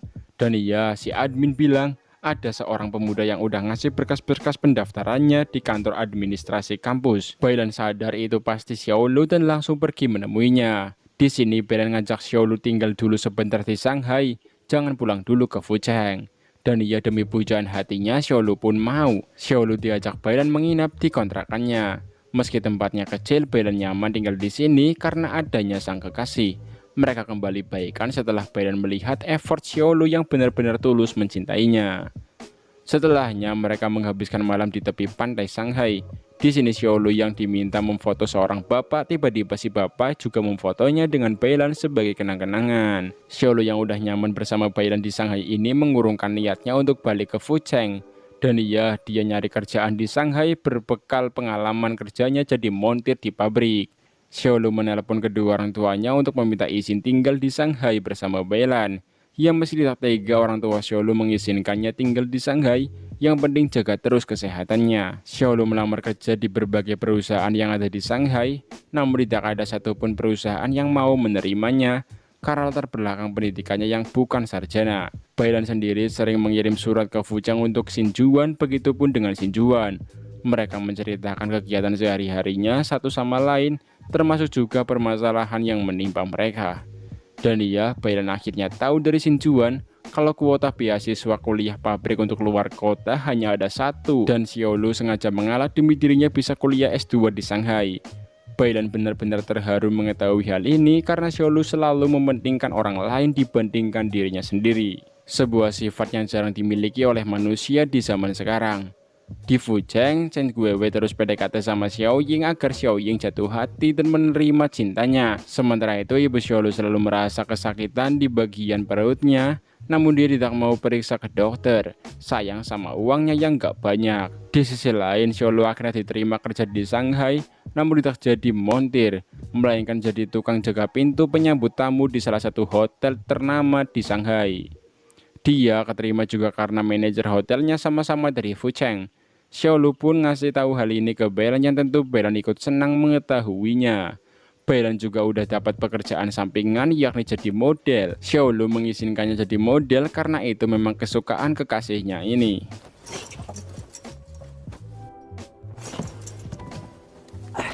以后等我赚够了钱，就在你宿舍门口看会儿电视。你好，欢迎光临。 Keesokan harinya, Xiaolu mulai bekerja di hotel menyambut tamu VVIP hotel yang datang. Xiaolu kerja cukup baik, bahkan dapat tip langsung saat ngasih tahu jalan pada turis yang bertanya. Bailan sendiri juga udah mulai foto-foto jadi model sebuah brand teh susu. Kemudian saat lagi di lobi hotel, Xiaolu menyelamatkan salah seorang tamu yang hampir ketiban barang. Si tamu ternyata seorang pengusaha minuman teh susu sama seperti buatan Xiaolu saat masih di Fucheng. Dan dia sedang berjualan di dalam lobi hotel ini karena ternyata hotel ini sedang ada bazar. Xiaolu yang lihat ada peluang mengabari Xinjuan agar meminta Guangnan ke sini menjual teh susu mereka di hotel. Xiaolu tidak langsung nelpon Guangnan karena hubungannya dengan Guangnan yang masih renggang ya. Jadi dia meminta tolongnya ke Xinjuan selaku kekasih Guangnan. Keesokan harinya Xiaolu nggak sengaja buat kesalahan dan mengotori sepatu tamu hotel. Manajer menyuruhnya berlutut mengelap sepatu tamunya. Awalnya Xiaolu nggak mau, tapi karena demi bertahan di Shanghai, dia pun akhirnya merendahkan diri dengan mengelap sepatu tamu. Guangnan dan Xinjuan yang baru datang melihatnya. Mereka tidak tega mengetahui Xiaolu sangat kesulitan hidup di Shanghai ini. Mereka mengajak Xiaolu agar balik saja ke Fucheng mengembangkan bisnis minuman teh susu bersama. Namun karena masih idealis, Xiaolu menolak ajakan Guangnan dan Xinjuan ini. Dia akan tetap bertahan di Shanghai demi masa depannya dengan Bailan. Sebelum pergi, Xinjuan ngasih sedikit uang untuk Xiaolu hidup di Shanghai, yang tentu ini juga pemberian dari sahabatnya Guangnan, yang masih kesal karena Xiaolu yang gak mau balik ke Fucheng bersama. Kemudian saat baru selesai kerja, Xiaolu sadar kalau besok adalah hari ulang tahun Bailan. Teman kerjanya menawarkan kamera buat Xiaolu beli. Dia bilang kamera ini dia dapat dari hadiah taruhan. Mengingat dirinya yang belum punya hadiah, Xiaolu pun akhirnya membeli kamera temannya ini untuk hadiah ulang tahun Bailan. Keesokan harinya, Bailan pergi bersama manajer modelnya di hotel Xiaolu kerja. Dia bertemu dengan pengusaha muda sukses bernama Huang Qing, di mana Huang Qing menawari Bailan kerjasama untuk jadi brand ambassador usaha perhiasannya. Namun Bailan menolak dengan baik-baik tawaran Huang Qing ini, karena dia takut pacarnya atau Xiaolu cemburu. Meski bayarannya cukup besar, Bailan tetap menolaknya. Dan dia, Huang Qing, cukup salut melihat kesetiaan wanita satu ini. Malam harinya untuk merayakan ulang tahun Bailan, Xiaolu dan Bailan makan mie bersama di kontrakan. Pesta kecil-kecilan karena mereka yang lagi hemat. Kemudian Xiaolu ngasih Bailan hadiah yang tidak lain ialah kamera yang dia beli dari temannya. 其实我没觉得那些照片有什么，心疼你。 Singkatnya, beberapa hari kemudian di hotel, Xiaolu ditangkap pihak kepolisian gara-gara dia yang dicurigai telah mencuri kamera salah seorang tamu hotel.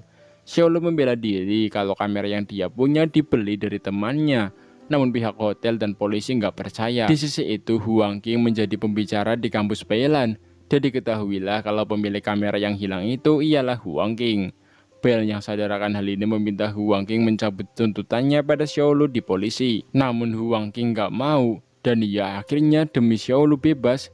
Bailan menjaminnya dengan mengaku kalau dialah yang nyuri kameranya. Namun hal ini akan berpengaruh pada kuliah beasiswanya yang mungkin saja bisa tercabut. Saat sudah dikontrakan, Xiaolu dan Bailan makan bareng.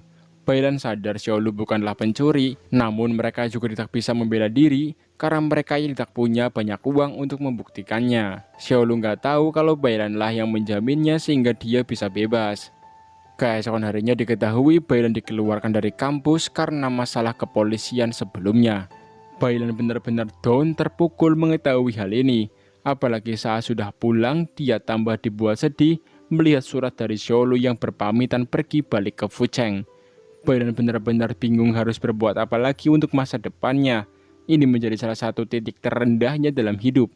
Dikeluarkan dari kampus, gagal mendapat gelar master, dan harus ditinggal sang kekasih pergi saat dia dalam kondisi seperti ini. Tentu Xiaolu pergi juga karena takut merepotkan Bailan ya.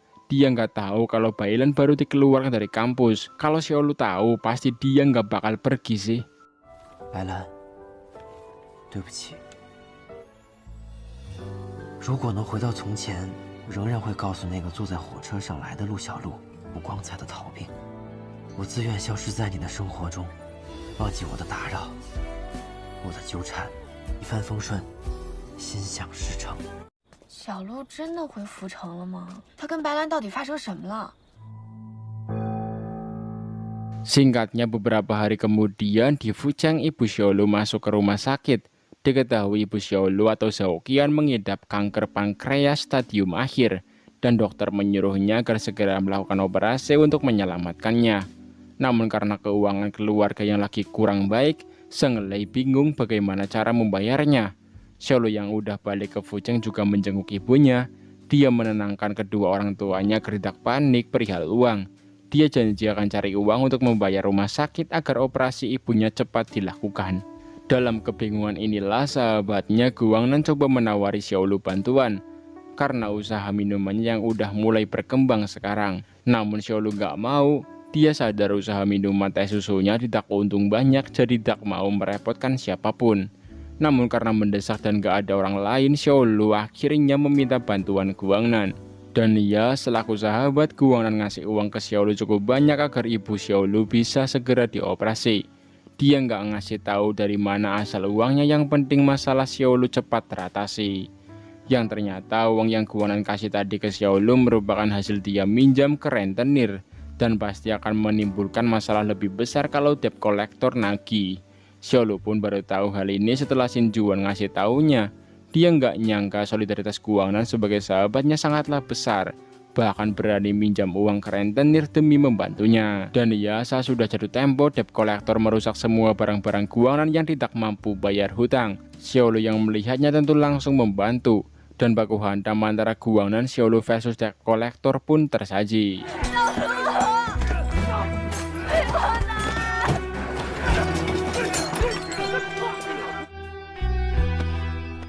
Berbarengan dengan hal itu, Bailan di Shanghai juga udah putus asa akan hidupnya. Dia pergi dari kontrakan lalu menyendiri di pinggir pantai setelah merobek foto-foto kenangannya bersama Xiaolu agar dirinya bisa melanjutkan hidup dengan baik lagi. Buildings, as the chemicals they take us higher. The night's young. Diketahui meski udah operasi, ibu Xiaolu menolak untuk melakukan cek rutin. Dia sadar akan kondisi keuangan keluarganya sehingga memutuskan untuk tidak cek rutin agar tidak membebani suami dan anaknya. Di sisi itu, Bailan mendapat pekerjaan di perusahaan kapal pesiar untuk menjadi penerjemah, sekalian membantu menghandle beberapa kerjasama. Singkatnya, saat sudah di rumah, ibu Xiaolu berpesan kepada Xiaolu agar kelak jika dirinya tidak ada, Xiaolu harus sering menjenguk ayahnya sesibuk apapun. Ayah Xiaolu yang mendengar hal ini menangis tanpa suara, seakan tahu maksud dari istri tercintanya yang seperti pamit pada mereka. Kembali ke Bailan, dia yang kerja di perusahaan kapal pesiar selalu tidur di gudang karena dia yang belum punya uang untuk ngekos. Namun beberapa hari kemudian Bailan dipecat dari pekerjaannya karena manajer perusahaan yang tahu dia pernah dipenjara dulu gara-gara menjamin Xiaolu dan di drop out dari kampusnya. Bailan pun tidak bisa membela diri karena itu memang fakta akan dirinya. Di saat yang bersamaan, Xiaolu kebingungan mencari mobil untuk membawa ibunya ke rumah sakit, apalagi ibunya yang udah kritis. Mobil pabrik juga nggak ada, lagi dipinjam sama Ding Desong. Beruntung ada tetangga yang mau membantu dan ibu Xiaolu pun langsung diperiksa dokter. Namun sayang karena terlambat membawanya ke rumah sakit, ibu Xiaolu atau Zhao Qian dinyatakan meninggal.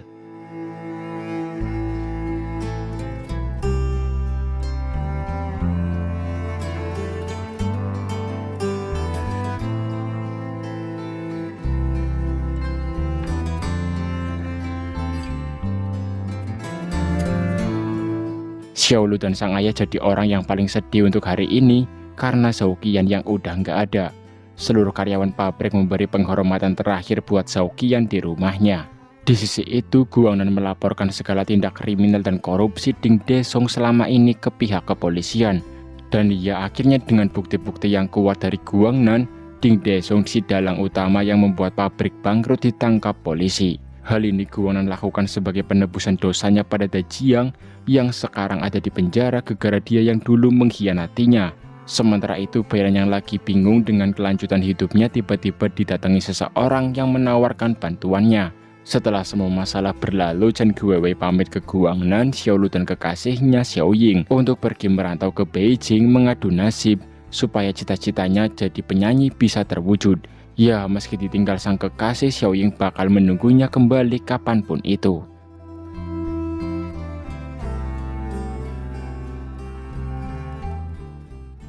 Singkat cerita, 5 tahun kemudian, tepatnya di tahun 2000, diketahui Xiaolu udah sukses dan punya perusahaan sendiri, dibantu sahabat-sahabatnya di Fucheng yang bergerak di bidang agen makanan, minuman, dan produk-produk lainnya.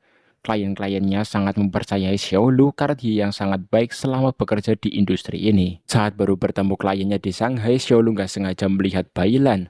Namun betapa kagetnya dia yang melihat Bailan bersama dengan seorang pria dan anak kecil. Xiaolu mengira Bailan udah menikah, padahal kan kebenarannya belum tentu ya.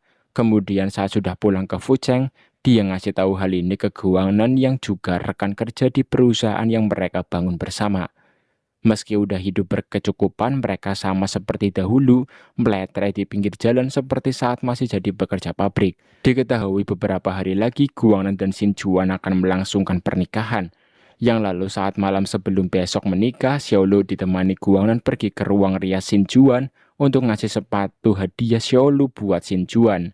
Dan iya, betapa kagetnya Xiaolu saat ngasih sepatu karena di sini ternyata ada Bailan yang juga sahabat Xin Juan ya. Mereka cuma bertegur sapa sebentar dan lalu Xiaolu langsung pergi. Entah mengapa mereka cukup canggung sekarang, tidak seperti dulu. Keesokan harinya, pernikahan Guangnan dan Xin Juan pun akan segera berlangsung. Xiaolu yang tahu Bailan lagi membujuk bibi Xin Juan atau istri Ding Desong agar menghadiri acara pernikahan untuk jadi wali Xin Juan, akhirnya pergi membantu untuk membujuk bibi Xin Juan.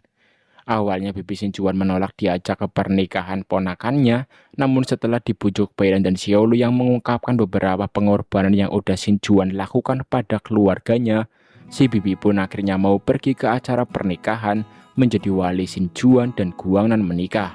Acara pernikahan pun berlangsung hikmat tanpa halangan apapun, dan nampak Guangnan dan Xin Juan yang sangatlah bahagia.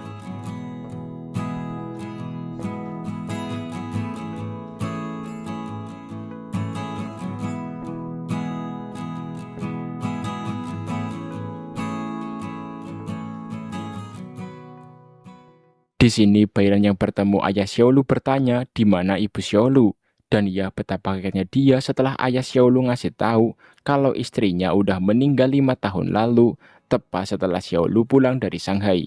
Malam harinya Xiaolu yang tahu Bailan akan segera balik ke Shanghai menemuinya di dermaga. Nampak jelas Xiaolu yang masih mencintai Bailan, bahkan perasaannya tak berubah sedikit pun meski udah berpisah selama 5 tahun. Bailan sendiri juga sebenarnya masih mencintai Xiaolu, namun tidak menampakkan sikapnya itu di depan Xiaolu.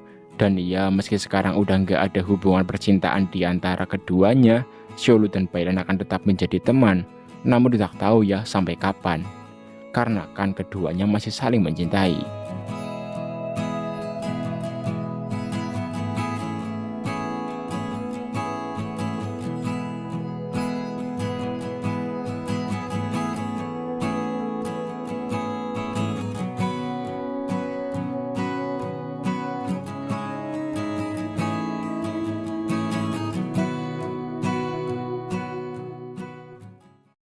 Diketahui kalau ternyata yang bantu Bailan sewaktu putus harapan dulu ialah Huang Qin, dan Bailan selalu menganggap Huang Qin sebagai gurunya karena dia yang mengajarinya kerja di bidangnya ini. Ya meski begitu, Huang Qin seperti mengikat Bailan agar tidak kerja di tempat lain supaya jadi asisten pribadinya terus.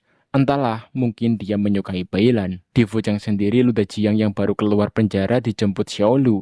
Xiaolu menceritakan beberapa perubahan di Fucheng yang cukup pesat berkembang selama 5 tahun Dejiang di penjara. Meski udah bebas, Dejiang tetap nggak mau bertemu Kak Tao, orang yang selalu menunggu kedatangannya. Namun Dejiang seakan malu bersanding dengan Kak Tao karena kondisinya sekarang yang berbeda.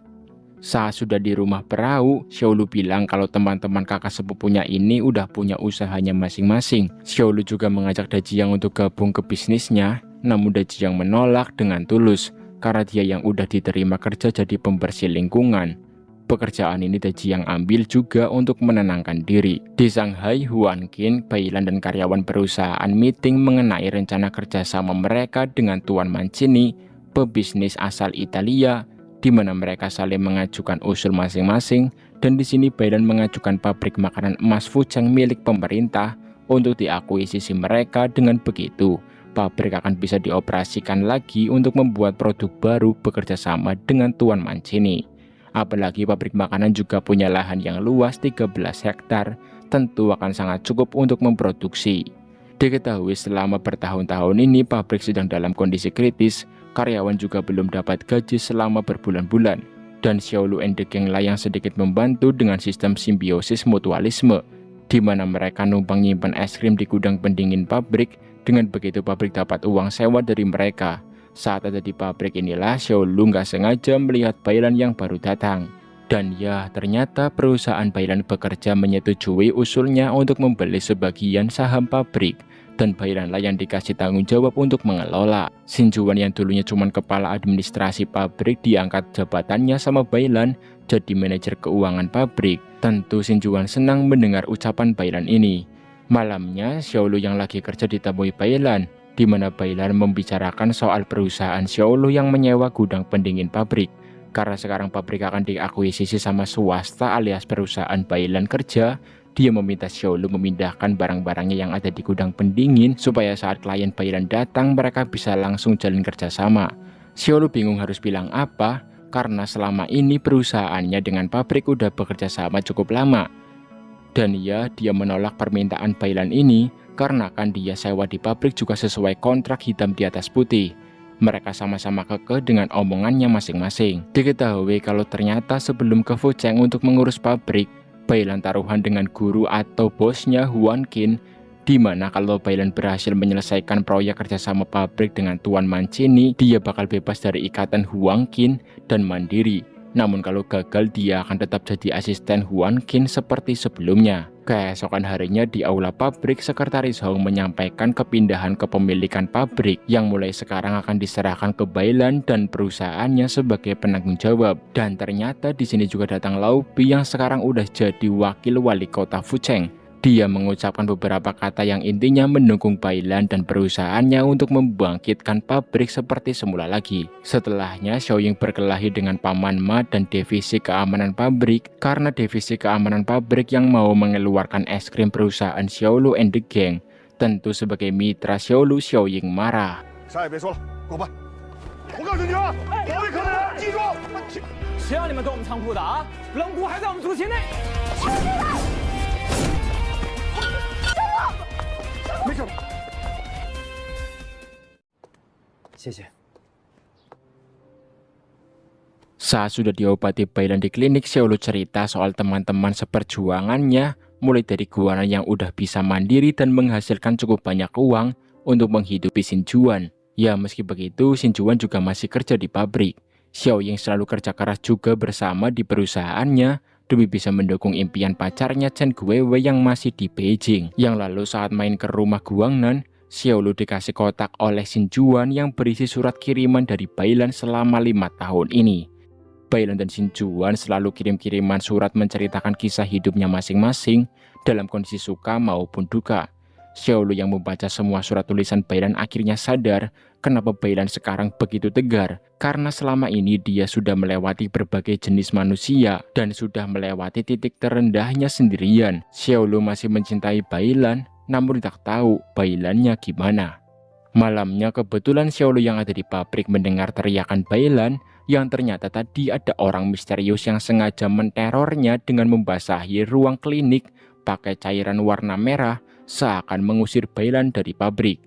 Divisi keamanan pabrik dan polisi yang udah datang berniat mengecek CCTV pabrik untuk melihat siapa pelakunya. Namun tiba-tiba Pak Niu datang dan bilang kalau dirinya lah pelaku yang udah menteror Bailan. Tapi Bailan sadar bukan Pak Niu pelakunya dan dia sengaja melakukan ini untuk melindungi pelaku sebenarnya. Sehingga Bailan pun meminta polisi tidak melanjutkan kasus ini biar diselesaikan secara kekeluargaan saja. Karena Bailan yang belum punya tempat tinggal, Xiaolu pun mengajaknya untuk tinggal sementara di rumah perahu. Daji yang juga mempersilahkannya karena dia yang udah mulai kerja sekarang di jalan jadi bakal jarang pulang. Sebelum pergi, Xiaolu meminta maaf ke Bailan karena selama ini dia pernah buat salah ke Bailan. Salah satunya membiarkan dia sendirian saat dalam kesusahan. 对不起。没事儿，早就过去了。 事情发展还顺利吗？ Keesokan harinya, Huan Qin bersama sopir pribadinya telah sampai di Fucheng. Dan Bailan menyambut mereka sekalian memperlihatkan sekitar Fucheng. Di saat yang bersamaan, Chen Guiwei juga pulang ke Fucheng setelah merantau ke Beijing. Dia disambut hangat sang kekasih dan calon ayah mertuanya. Chen Guiwei pura-pura udah berhasil jadi musisi, padahal nyatanya dia belum sepenuhnya berhasil, karena dia juga yang memiliki penghasilan sedikit. Namun meski begitu, Xiaoying selalu menyayanginya dan mendukungnya. Begitupun dengan teman-temannya yang lain, mereka kumpul temu kangen di resto Kaktau. Dan ternyata di tempat yang sama beda ruangan, Bailan dan Huan Qin juga sedang bertemu dengan Lau Bi, perwakilan pemerintah kota Fucheng, untuk membahas akuisisi mereka kepada pabrik. Nampak jelas Lau Bi yang canggung ketemu Bailan, karena kan dulu dia sempat dipermainkan Bailan ya. Dia punya dendam tersendiri sama Bailan, sehingga dia pun menentang Bailan untuk banyak-banyakan minum arak. Yang kemudian saat Bailan pergi ke toilet, Lau Bi ngobrol dengan Huan Qin, di mana mereka berniat bersekongkol untuk mendapatkan saham pabrik sepenuhnya, untuk nanti dibongkar dan dimanfaatkan tanahnya, karena mereka yakin harga tanah Fucheng akan naik pesat beberapa tahun ke depan. Inilah otak licik pebisnis, dan Bailan tidak tahu akan hal ini. Di sini juga Lau Bi mengenalkan Hula Hoda preman Fucheng ke Huan Qin, agar nanti kalau Huan Qin ada masalah, bisa segera menyuruh Hula Hoda untuk membereskannya. Di toilet, Bailan bertemu Xiaolu, namun mereka tidak ngobrol banyak karena Bailan yang langsung pergi kembali ke ruangan pertemuan dengan Lau Bi bersama Huan Qin.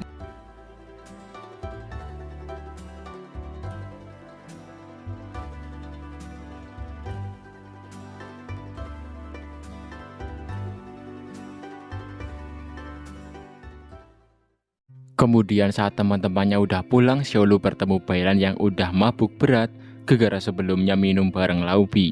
Yang tentu Xiaolu pun mengantar Bailan balik ke kamar hotelnya. Bailan yang udah mabuk menceritakan kisah hidupnya setelah Xiaolu pergi dulu yang benar-benar berat dilalui. Namun tanpa Bailan sadari, Xiaolu juga sama melewati kehidupan setelah tidak sama Bailan dengan cukup berat.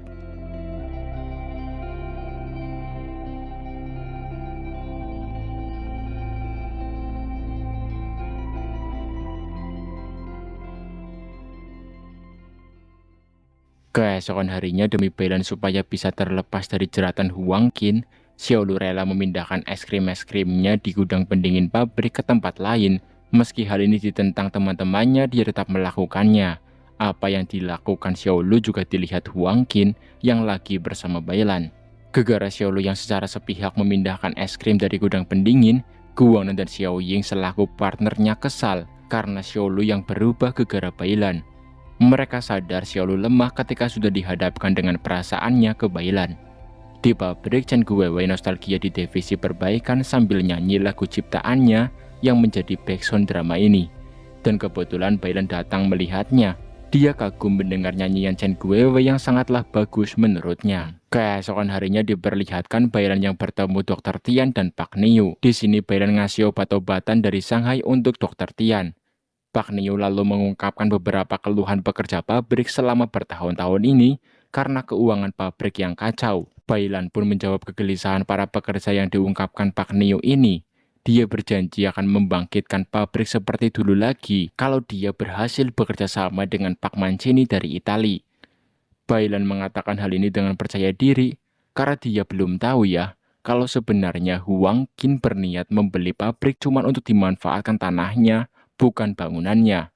Singkatnya, saat Pak Niu lagi memperbaiki paralon dan dinding pabrik, tiba-tiba ada orang yang sengaja membuatnya celaka dan harus dilarikan ke rumah sakit karena terjatuh dari tangga dan patah tulang di beberapa bagian. Xiaolu dan Guangnan menjenguk guru perbaikan mereka ini di rumah sakit dan kebetulan juga bertemu dengan Huang Qin.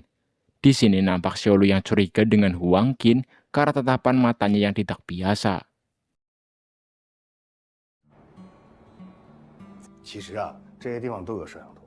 Bailan coba ngecek CCTV pabrik, namun dia tidak menemukan kamera CCTV yang memperlihatkan pelaku yang udah mencelakai Pak Niu karena CCTV yang cuma sedikit di pabrik. Yang lalu dia pun pergi ke ruangan yang sebelumnya Pak Niu celaka, mencari petunjuk siapa pelakunya. Dan kebetulan di sini juga ada Xiaolu yang sama-sama mencari petunjuk. Di sini mereka melihat bekas telapak sepatu orang yang tentu Bailan langsung memfotonya, karena ini pasti bekas sepatu pelakunya. Malam harinya Bailan mengajak Huang Qin pergi ke bioskop yang dulu Xiaolu kenalkan ke Bailan. Di sini banyak kenangan yang udah Xiaolu ukir bersama Bailan. Huang Qin sadar Bailan masih menyukai Xiaolu, yang tentu dia tidak senang karena dirinya juga udah jatuh hati sama Bailan. Dia nggak mau ada orang lain yang mengganggu hubungannya sama Bailan. Dan benar saja keesokan harinya masalah muncul, di mana Huang Qin secara sepihak membatalkan kerjasama dengan Tuan Mancini, yang itu artinya pabrik gagal untuk beroperasi lagi. Dan tentu Bailan kesal dan marah sama Huang Qin, mengingat dia ada taruhan sama Huang Qin, dan Bailan sangat ingin menang agar bisa bebas dari jeratan Huang Qin setelah 5 tahun jadi asistennya. Saat lagi dalam kesulitan inilah tiba-tiba Xiaolu datang menemui Bailan untuk membantu. Dia akan menjadi mitra bisnis Bailan untuk memasarkan produk-produk pabrik karena kan perusahaannya udah menguasai seluruh pelosok kota Fucheng, Hong Kong, bahkan Korea Selatan. Jadi akan lebih membantu pabrik ke depannya. Namun Bailan menolak karena resikonya sangatlah besar dan mungkin saja bisa membuat Xiaolu bangkrut kalau gagal. Tapi tetap saja Xiaolu bersikeras untuk membantu agar Bailan bisa bebas dari Huang Qin. Ini adalah salah satu cara penebusan salah Xiaolu karena dulu dia meninggalkan Bailan pergi saat dalam kesulitan. Dan ya akhirnya Bailan pun mau dibantu. Xiaolu menemui Guangnan dan Xiao Ying untuk ngasih pembagian saham perusahaan mereka karena dirinya yang bakal bekerja sama dengan Bailan demi pabrik. Guangnan benar-benar tidak habis pikir dengan sahabatnya ini karena demi cinta perusahaannya sendiri rela ia buat seperti ini. Niat Xiaolu emang baik, namun menurut Guangnan dan Xiao Ying apa yang dilakukannya terlalu beresiko, dan ya Xiaolu tahu sehingga dia ngasih bagian Guang dan Xiaoying masing-masing agar tidak ikut terseret dalam kerugian perusahaan. Keesokan harinya, Xiaolu tanda tangan kontrak bersama Bailan untuk jalin kerjasama dengan pabrik. Huang Qin yang tahu hal ini pura-pura ikut senang, padahal dia sangat benci dan marah dengan apa yang udah Xiaolu lakukan, dan ya, tentu dia berniat jahat pada Xiaolu. Pertama-tama, Bailan dan Xiaolu langsung menghadapi masalah setelah tekan kontrak, karena mereka tidak punya mitra bisnis untuk membantu investasi produk untuk diproduksi pabrik. Karena Tuan Mancini yang udah balik ke Italia, mereka berdua lalu coba nelpon semua perusahaan swasta dalam negeri untuk bekerja sama, namun tetap saja hasilnya nihil. Di saat yang bersamaan, Huang Qin menemui Lao Bi untuk mengurus pembelian sepenuhnya saham pabrik beserta tanahnya. Untuk segera dia lakukan rencana berikutnya. Mereka akan menipu pemerintah agar menjual pabrik untuk dibikin resort, padahal mereka berniat menjual tanah pabrik, karena 5 tahun ke depan pasti harga tanah akan meningkat pesat. Dan Lao Bi menyetujui kong kali kong dengan Huang Qin, yang penting dia dapat bagiannya. 5年5倍，所以我需要你的帮忙。那是以后再说啊。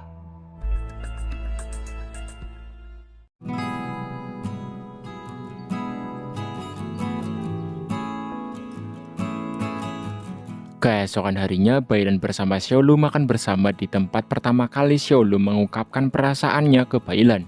Dan setelah mengenang masa lalu ini, Xiaolu jadi teringat dengan Feng, teman pekerja yang dulu dibantu mereka.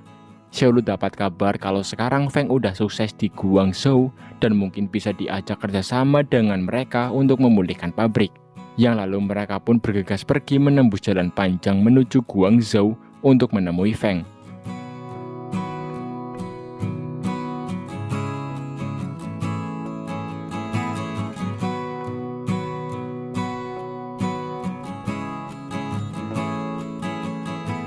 Tanpa mereka sadari, supir pribadi Huang Qin juga mengikuti mereka dari belakang sampai ke Guangzhou untuk memata-matai mereka atas suruhan Huang Qin.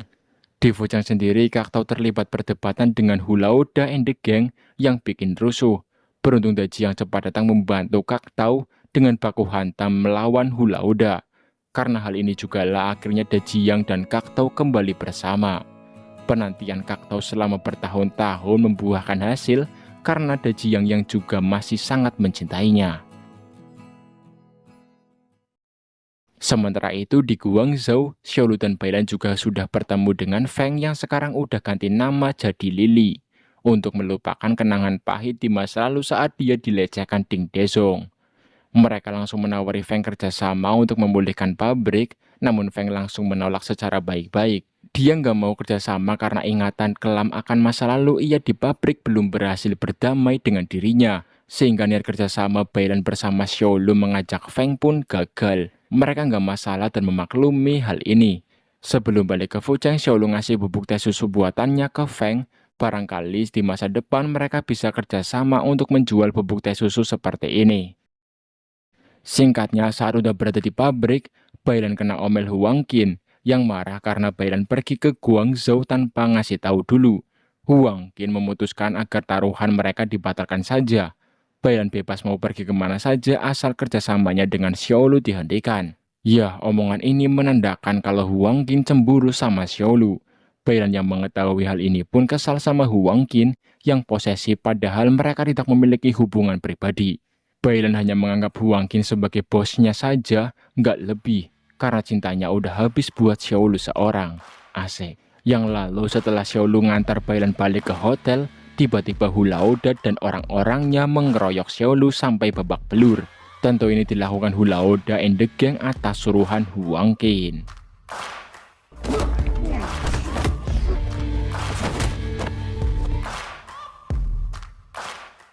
Keesokan harinya, Bailan pamit pergi atau resign dari pekerjaannya di perusahaan Huang Qin dan akan memulai hidupnya yang baru sesuai kata hatinya. Yang lalu Bailan menemui Xiaolu di rumah perahu yang lagi diobati Daji yang gegara dipukuli Hu Laoda semalam.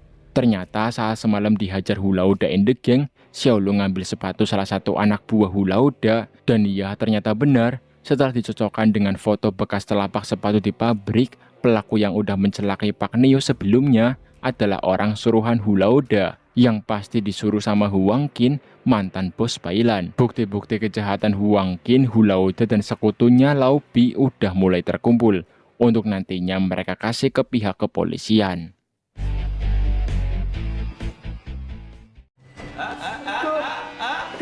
我警告你，不要再碰我弟弟。也只是拿钱办事罢了啊！ Kemudian nampak Dajiang yang marah karena adik sepupunya dipukuli Hu Laode, langsung mengancam Hu Laode dan antek-anteknya agar nggak lagi-lagi melakukan hal itu. Kalau masih berani mengusik Xiaolu, Dajiang berjanji akan ikut turun lagi seperti dulu. Xiaolu sendiri demi melanjutkan kerjasamanya dengan pabrik, mengumpulkan beberapa kliennya yang setia untuk diajak kerjasama, memproduksi bubuk teh susu buatannya untuk dijual. Tentu dia butuh dana banyak sehingga meminta bantuan klien-kliennya ini untuk berinvestasi. Meski ada resiko yang cukup besar, para klien Xiaolu ini mau berinvestasi karena selama ini Xiaolu selalu jujur dalam bekerja. Mereka yakin bisnis ini bakal berhasil kalau Xiaolu yang pegang. Sekarang ada perang dingin antara pebisnis, yakni Xiaolu dan Bailan melawan Huang Qin dan Lao Bi. Mereka bisa kalah sama Huang Qin dan Lao Bi kalau pemerintah sudah resmi menjual seluruh saham pabrik pada Huang Qin. Namun hal itu juga tidak kalah mudah karena harus mendapat persetujuan pekerja pabrik. Di sisi itu, Guangnan yang kesal dengan tindakan yang udah Xiaolu lakukan akhirnya menemui Huang Qin.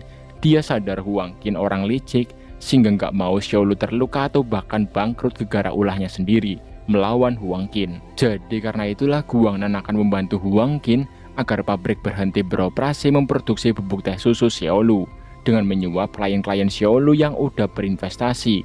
Namun tentu hal ini tidaklah mudah karena klien-klien Xiaolu orang yang setia dan jujur. Jadi mereka menolak suapan yang dikasih Guangnan dari Huang Qin ini. Keesokan harinya, gara-gara Guangnan yang udah gagal merusak rencana Xiaolu dan Bailan, akhirnya membuat Huang Qin bertindak ilegal dengan merusak monumen kebanggaan pabrik di depan gerbang. Namun karena pekerja yang mengusir alat berat Huang Qin ini, akhirnya monumen pun tidak jadi dibongkar. Namun tetap saja logo pabrik yang ada di atas sudah genting dan bisa saja sewaktu-waktu jatuh membahayakan orang kalau lewat sini. Di rumah saat mau ngasih kue ulang tahun Guangnan, Xin Juan mendengar obrolan Guangnan dengan Huang Qin soal transaksi gelap antara Huang Qin dan Lao Bi yang membuatnya tidak tinggal diam dan langsung pergi ke pabrik untuk mengambil berkas-berkas transaksi penjualan pabrik agar pabrik nggak jatuh ke tangan Huang Qin. Tiba-tiba saat udah ngambil berkas-berkasnya, supir pribadi Huang Qin melihatnya. Yang tentu dia pun mengejar Xin Juan yang lari kabur menerjang hujan malam ini. Namun saat lewat depan monumen tanpa diduga, logo pabrik jatuh dari atas dan mengenai kaki Xin Juan yang berteriak kesakitan. Supir Huang Qin pergi takut disalahkan. Beruntung Pak Niu dan Chen Guiwei yang lagi di pabrik cepat ngebawa Xin Juan ke rumah sakit sehingga Xin Juan pun berhasil diselamatkan. Seluruh teman-temannya datang ke rumah sakit, begitupun dengan suaminya Guangnan. Guangnan begitu terpukul mendengar kabar ini, apalagi dokter yang menangani Xin Juan bilang kalau beberapa bulan ke depan mungkin Xin Juan tidak bisa berjalan dan harus pakai kursi roda. Namun dia tidak kalah lumpuh, cuman butuh pemulihan secara perlahan saja. Karena kejadian kecelakaan Xin Juan di kawasan pabrik, pemerintah Fujian melarang pabrik untuk beroperasi lagi.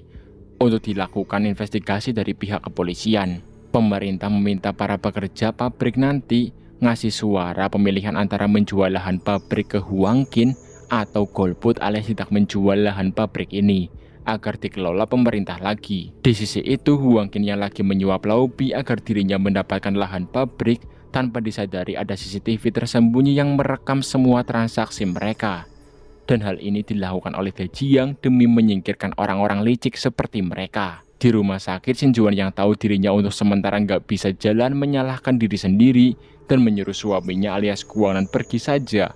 Guangnan sadar Xin Juan sedih akan kondisinya sehingga memilih pergi agar Xin Juan bisa lebih tenang. Singkatnya, Huang Qin yang belum bayar Hu Laode atas apa yang udah ia perintahkan selama ini didatangi Hu Laode dan pasukannya. Hu Laode memaksa untuk dia bayar, namun tetap saja Huang Qin gak mau bayar dan lebih memilih pergi bersembunyi. Diketahui setelah Dajiang, Xiaolu dan Bailan ngasih bukti-bukti kelicikan Huang Qin dan Lao Bi selama ini ke pabrik pada polisi, akhirnya mereka ditangkap pihak kepolisian. Sekarang musuh Xiaolu udah nggak ada, Huang Qin dan Lao Bi ditahan juga atas perbuatannya sendiri. Namun tunggu, karena masalah belum berakhir. Di mana Xiaolu yang lagi bersama Da Jiang tiba-tiba ditelepon Guangnan yang ngasih tahu kalau dia melihat Bailan diculik dan sekarang disandera Hu Laoda and the gang. Xiaolu kaget, namun dia bersikap baik-baik saja di hadapan Da Jiang agar Da Jiang yang mau pergi ke luar negeri bersama Kaktau ini nggak khawatir. Setelah barang-barang Da Jiang selesai dikemasi, Xiaolu langsung pergi ke tempat di mana Bailan disandera. Namun tetap saja Da Jiang yang tahu Xiaolu menyembunyikan sesuatu darinya, pada akhirnya menunda kepergiannya ke luar negeri. Dia menyuruh Kaktau menunggunya di dermaga, sementara dia bakal pergi mencari Xiaolu dulu. Kalau urusan Xiaolu selesai, Da Jiang janji bakal secepatnya ke dermaga menemui Kaktau untuk ke luar negeri. 这个王星啊，真係仆街啊！ 你找我？ Kemudian nampak Xiaolu dan Guangnan yang udah bertemu Hu Laoda yang nyandra Bailan ini. Xiaolu awalnya berniat baik negosiasi secara baik-baik agar Bailan dilepaskan. Namun Hu Laoda ngelunjak, dia meminta Xiaolu membayarnya menggantikan Huang Qin yang udah ditangkap polisi. Dan karena Xiaolu yang gak mau bayar, baku hantam pun tersaji.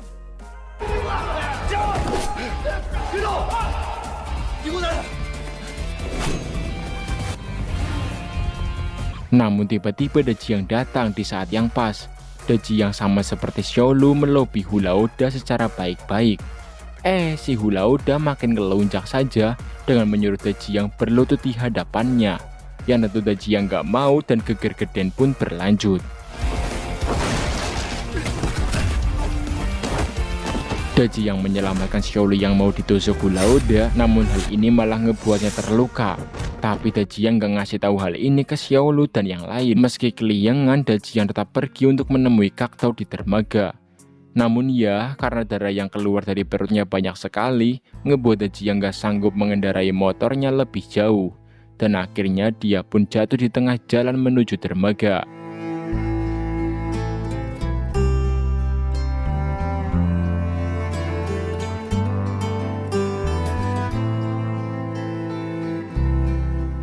Entahlah Da Jiang selamat atau enggak, karena enggak ditayangin kelanjutannya. Pasukan Hu Laoda sendiri telah diamankan polisi setelah banyak hal yang sudah mereka lakukan selama ini, termasuk mencelakai orang, menerima suap, dan lain sebagainya. Kemudian di pemungutan suara para pekerja pabrik lebih milih lahan pabrik dijual ke swasta, dan hasilnya dibagi rata ke para pekerja. Namun pabrik nggak dijual ke Huang Qin ya, karena kan dia di penjara. Jadi ada pihak lain yang membelinya. Malam harinya Xiaolu dan Bailan makan di resto di mana dulu Xiaolu dan Bailan pernah ditraktir temannya Bailan. Di saat itulah Xiaolu pesan daging dengan kematangan 8. Dari pelayan di sini juga Xiaolu akhirnya sadar kalau setelah kejadian itu Bailan setiap tahun sekali selalu pergi ke sini untuk pesan daging dengan kematangan 8, yang membuktikan kalau Bailan juga masih mencintainya.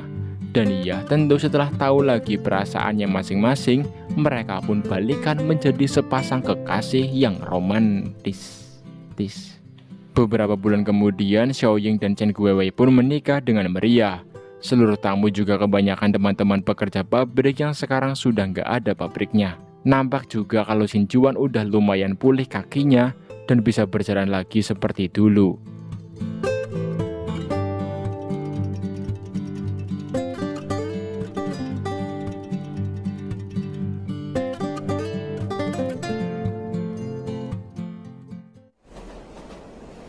Namun ternyata hampir sebagian cerita ini hanyalah mimpi Xiaolu yang tertidur di kereta menuju Shanghai.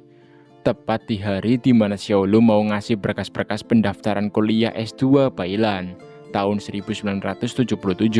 很长很长的路，90年代一眨眼就过去了。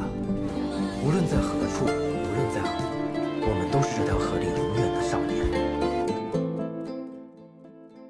Plot twist yang benar-benar tidak terprediksi. Dan artinya kita belum tahu ya, apakah film ini bisa dikatakan happy ending atau happy ending yang tertunda. Entahlah, meski kadang kita mengeluh dengan takdir yang sepertinya kurang adil, tapi sebenarnya Tuhan lebih maha tahu apa yang terbaik untuk diri kita. Maka perluaslah rasa syukurmu atas apa yang kamu punya. Terima kasih. Matur suwun, lemah teles Gusti Allah sing bales. Kaulah Yusuf.